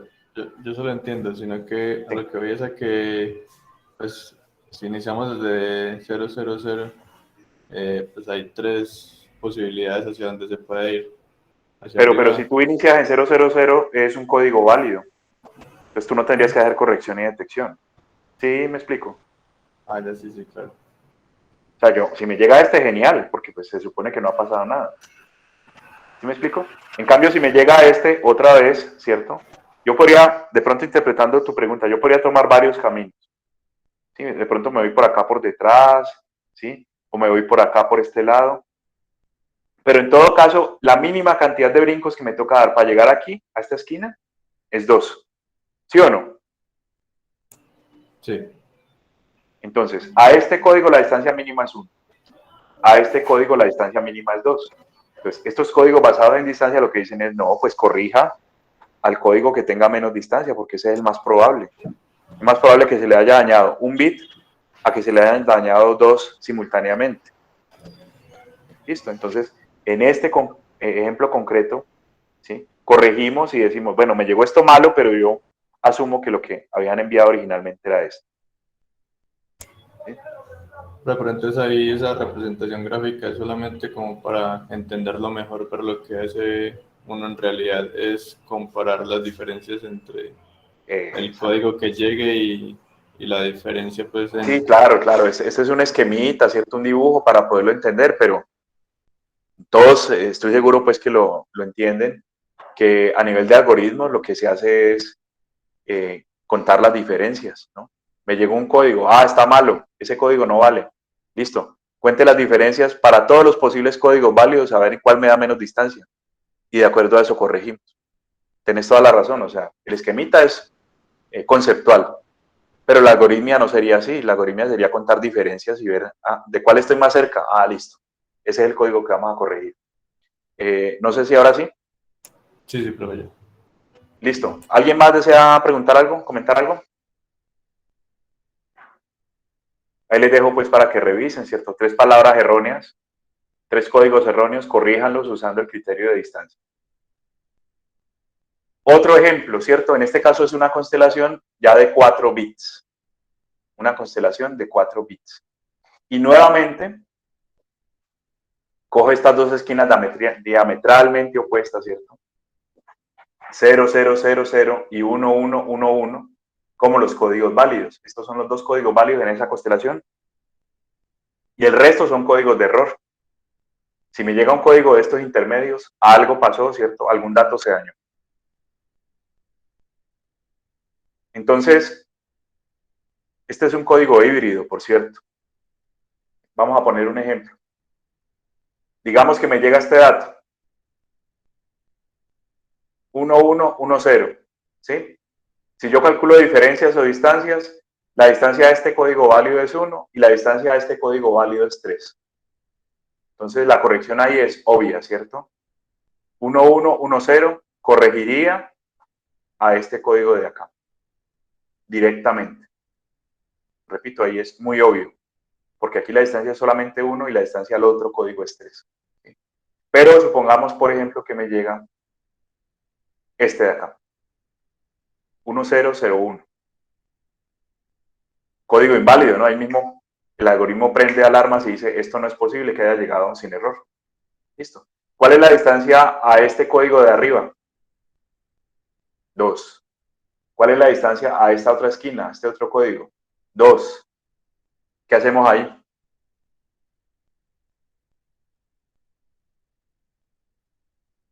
(1001) tiene distancia de 2 mínima, distancia mínima de 2 acá y acá.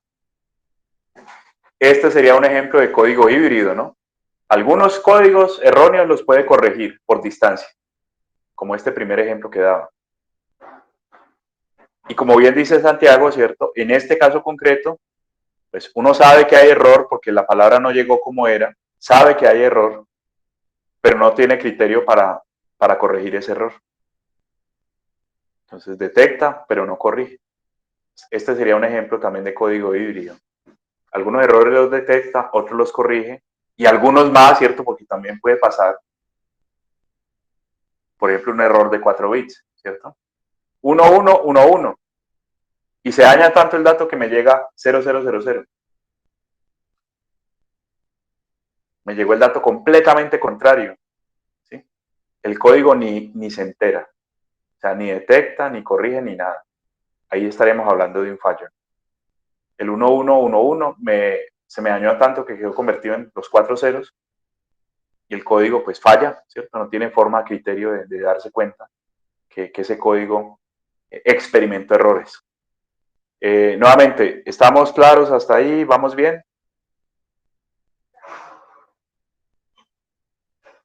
Profe, disculpe, ¿cuándo no lo detecta? ¿Me repite, por favor? Estaba hablando de un evento de fallo, ¿no? Entonces, por ejemplo, que la palabra original hubiera sido 1111, ¿sí? Y el ruido es tan severo que ese 1111 queda convertido en 0000. O sea, de acá, con 4 bits de error, brincamos acá. ¿Sí? Entonces, ahí el código pasa por encima y ni cuenta se da, ¿cierto? Porque como llegó una palabra válida, llegaron los 4 ceros, pues no hay que hacer nada más en teoría, ¿cierto? Pero hubo error, en principio. O sea, ahí estaría describiendo, repito, un evento de fallo. ¿Le contesté? Sí, claro, profe, gracias. Listo. Puede Bueno. haber más válidos, pero no solo 2. ¿Cómo así?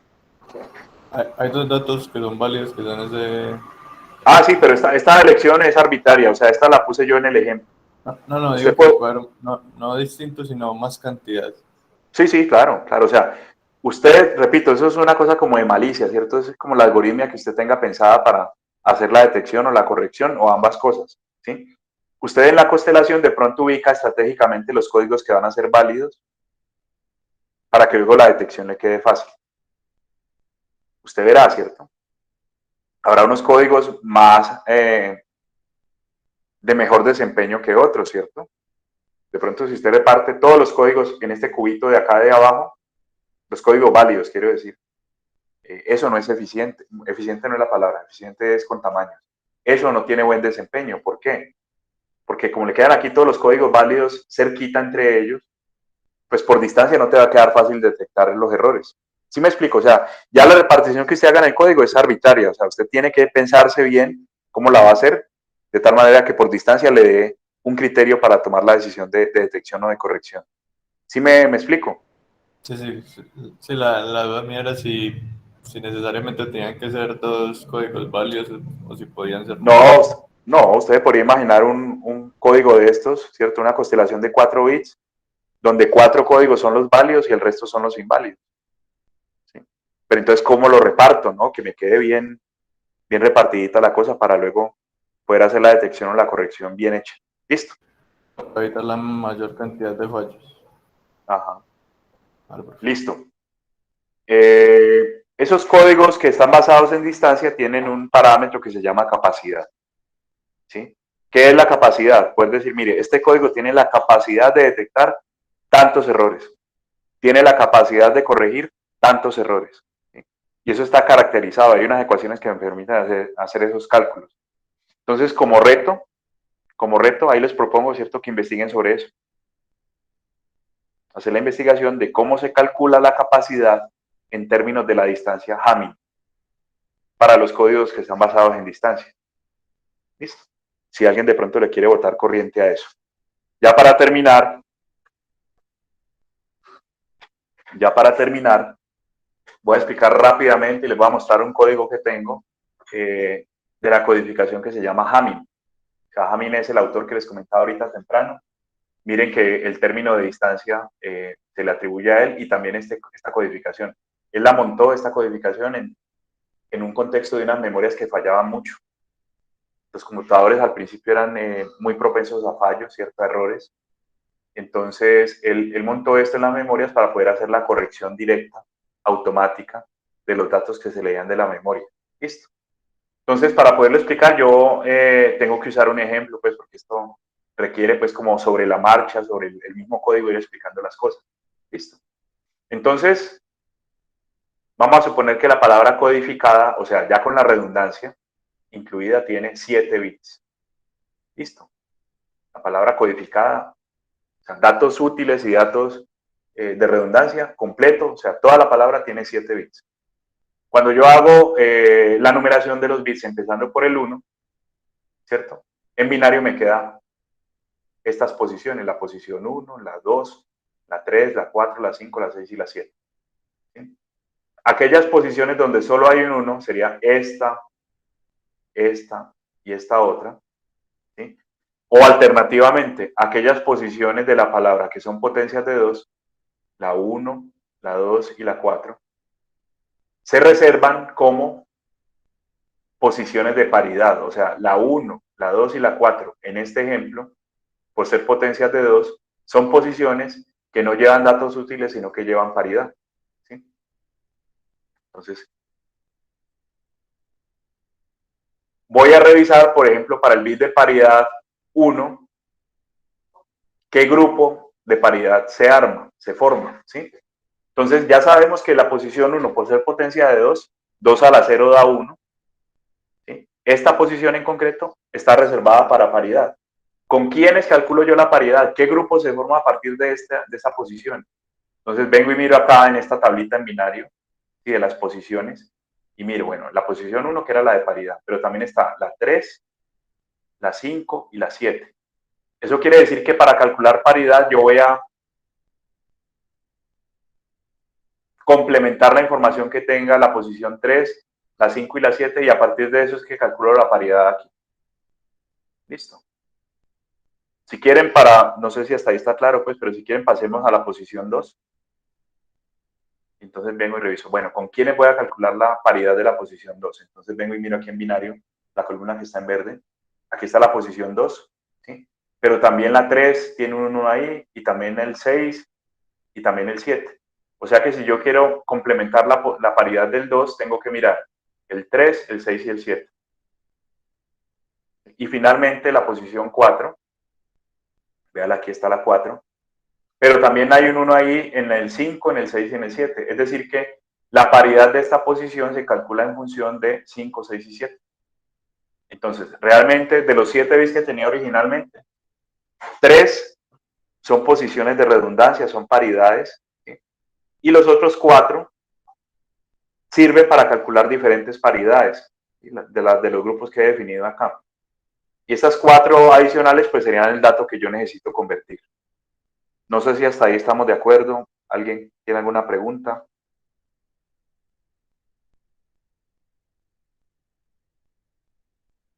Entonces, a mí me llega un datico de 4 bits. Vamos a ver si aquí está el ejemplo. Ah, bueno, aquí están los grupos de paridad.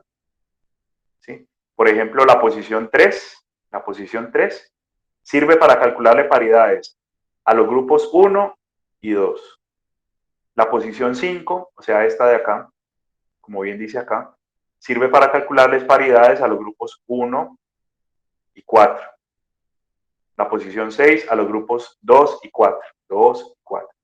Y la posición 7 a los grupos 1, 2 y 4, o sea, todos. A la hora de sacar paridades, entonces uno va mirando los grupos y de ahí es que las calcula. Voy a poner aquí el ejemplo. Venía un dato que era 1, 0, 1, 0, o sea, el dato plano sin codificar todavía, pues así, para error. Venía 1, 0, 1, 0. Listo. Primero, pues, un datico ahí de ejemplo para que empecemos a mirar. Entonces, claro, yo inicialmente no tengo información de cómo voy a rellenar la paridad. El dato plano es 1, 0, 1, 0 y me queda por rellenar o por definir cómo va a quedar la paridad de estos tres. ¿Sí? O sea, de los tres que son redundancia. Entonces, vamos a empezar por este datico de acá. ¿Sí? 1, 0, 1, 0. Entonces, ¿quiénes hacen parte del grupo asociado al azul? ¿Quiénes son el grupo 1?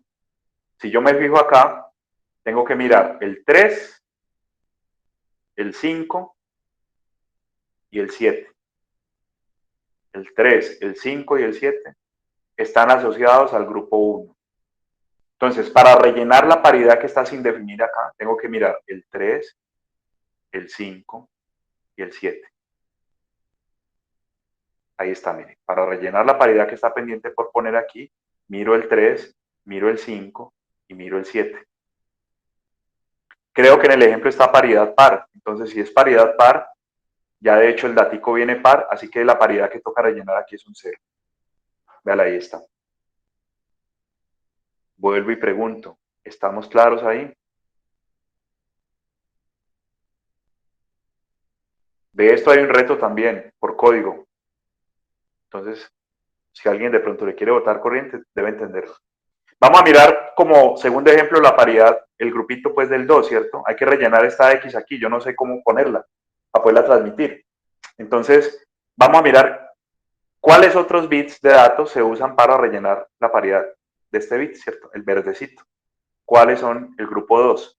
Entonces, está el 3, ¿cierto? El 3 es del grupo 2, está el 6, también es del grupo 2, y está el 7, también es del grupo 2.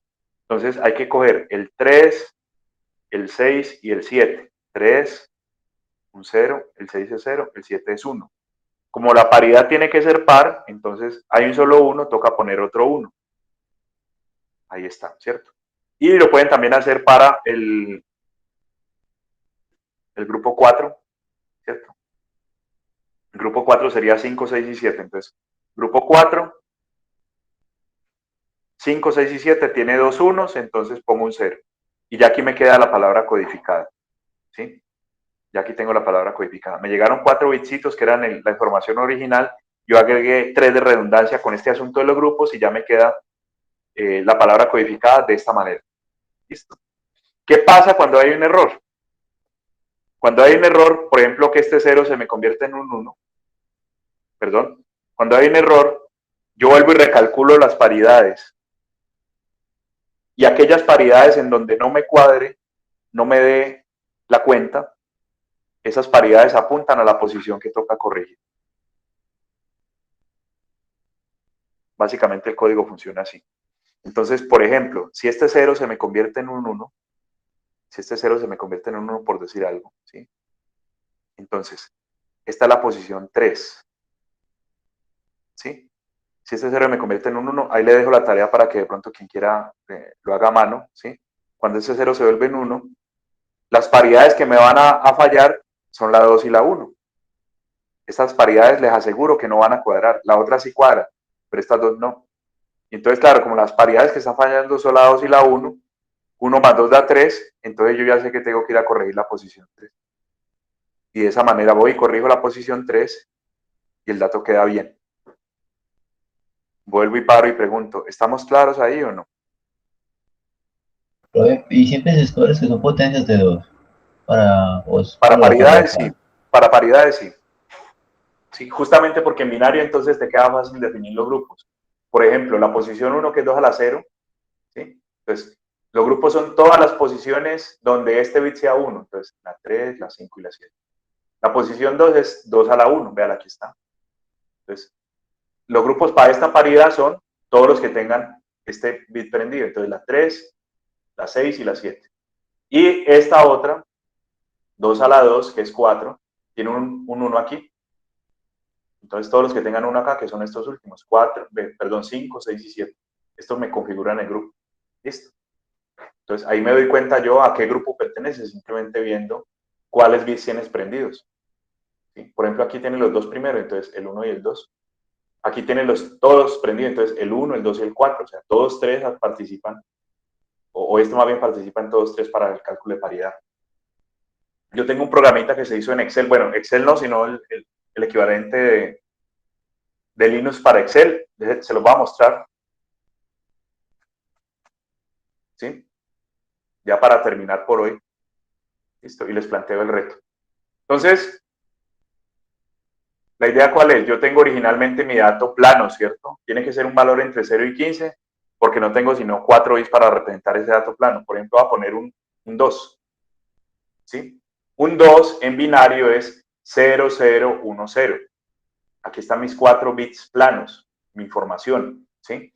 Ese 0, 0, 1, 0 yo vengo y los pongo en la posición 0, 0, 1, 0. Los que no están resaltados ahí en amarillo son datos planos, ¿sí? Entonces, 0, 0, 1, 0. Listo. Posiciones 3, 5, 6 y 7. Aquí están los grupos de paridad de acuerdo a lo que explicaba en la diapositiva. Entonces, para el grupo 1, que es este primero de acá, la paridad se calcula con 3, 5 y 7. Entonces, 3, 5 y 7. Vean aquí, 3, 5 y 7. 3, 5 y 7. ¿Sí? Entonces, viendo que solo hay un 1, yo complemento con otro 1. Ya me queda par ese primer grupo. La paridad para el otro grupo es los bits 3, 6 y 7. Para el segundo grupo que va a rellenar aquí, 3, 6 y 7. Entonces, 3, 6 y 7. 3, 6 y 7. No hay ni un solo 1, entonces eso ya viene par. Entonces lo dejo par, le relleno con un 0. Y la paridad para el último grupo son los bits 5, 6 y 7. Entonces, 5, 6 y 7. Allá hay un 1, 5, 6 y 7. Allí ya hay un 1, entonces le pongo otro 1 a esa paridad. Todo eso ocurre de manera automática cada que yo cambie el dato numérico aquí, inicial. ¿Sí? Entonces ya la palabra codificada pues sería 0, 0, 1, 1, 0, 0, 1. Véalo, aquí está. Y eso ya codificado se ve como un dato 25. ¿Sí? El 2 inicialmente se convierte en un 25 y eso es lo que yo transmito. ¿Sí? Al otro lado, el que recibe coge ese 25, recalcula las paridades. Si todas las paridades le funcionan bien, el dato llegó sin error, pero si hay alguna paridad o varias que fallan, entonces se suman las posiciones de los grupos donde está fallando y ese es el bit que toca corregir. ¿Sí? Donde me falle la paridad, por ejemplo, si me fallara la 2 y la 4 en destino, si me fallan la posición 2 y la 4, no me dio la paridad en estos dos. Quiere decir que el error que viene en el bit 6, porque 2 más 4 da 6. Y así yo localizo directamente la posición donde debo hacer la corrección, sumando los grupos en los cuales la paridad está molestando. No sé si ahora sí está más claro.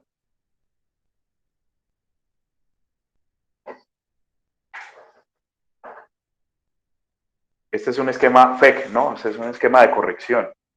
Entonces, nuevamente, yo lo que hago es coger el dato que me llegó, en este caso 25, lo paso a binario, ¿cierto? Recalculo las posiciones de paridad, los grupos de paridad. Todos me tienen que dar si no hubo error. Si hay uno o varios que están fallando, entonces me toca sumar esos grupos en los que hay fallas, ¿sí? Esos grupos en los que la paridad no cuadra. Y la sumatoria de esos grupos en los que la paridad no cuadra corresponde a la posición en la que hay que hacer la corrección. Por dar otro ejemplo, si me fallaran estos dos, yo sabría, ¿cierto? Si las paridades que me fallan son las del grupo 4 y el 1, yo sabría que el bit que se dañó, o asumiría que el bit que se dañó es el bit 5, porque 4 más 1 es 5. Y así es que hace Hamming para hacer la corrección de errores de un bit. Repito, no sé si estamos claros, si está más o menos claro. En todo caso, yo lo que les propongo, y les voy a compartir este código pues para que lo tengan, ¿sí? Yo repito, todo es automático. Si yo pongo aquí un 9, por ejemplo, 9 en binario da esto, 1001, el 1001 lo reparto aquí entre las posiciones que tengo libres, las paridades las lleno con los grupos, las paridades me dan 001, vean aquí está, 001, ¿sí? Este datico completo queda representado de esta manera, 10, 1100, 100, 1100, vean aquí está. Y esta palabra en binario se traduce en el dato 76. ¿Sí? El 9 original, luego de agregar la paridad, se convirtió en un 76. Ese 76 sería el dato transmitido y en destino, pues vuelve y se calculan paridades y se mira a ver si cuadra todo. Y si alguna no cuadra, pues ahí me está apuntando a la posición que tengo que corregir. Listo. Ese es en resumen el código Hamming. ¿Cuál es el reto para este? O sea, hoy hubo dos retos. El reto para este segundo ejemplo del código Hamming es montar algo así en Excel o en MATLAB o en donde quieran, ¿sí? Un código que me permita hacer la corrección. Que yo arranco, por ejemplo, con un dato 76. 76 tiene buen potencial, ¿cierto? Si hay ruido, devolverse 77, por ejemplo, o 78 o 75, pues porque un nivel por ruido se puede confundir con un nivel ahí cerquita, adyacente.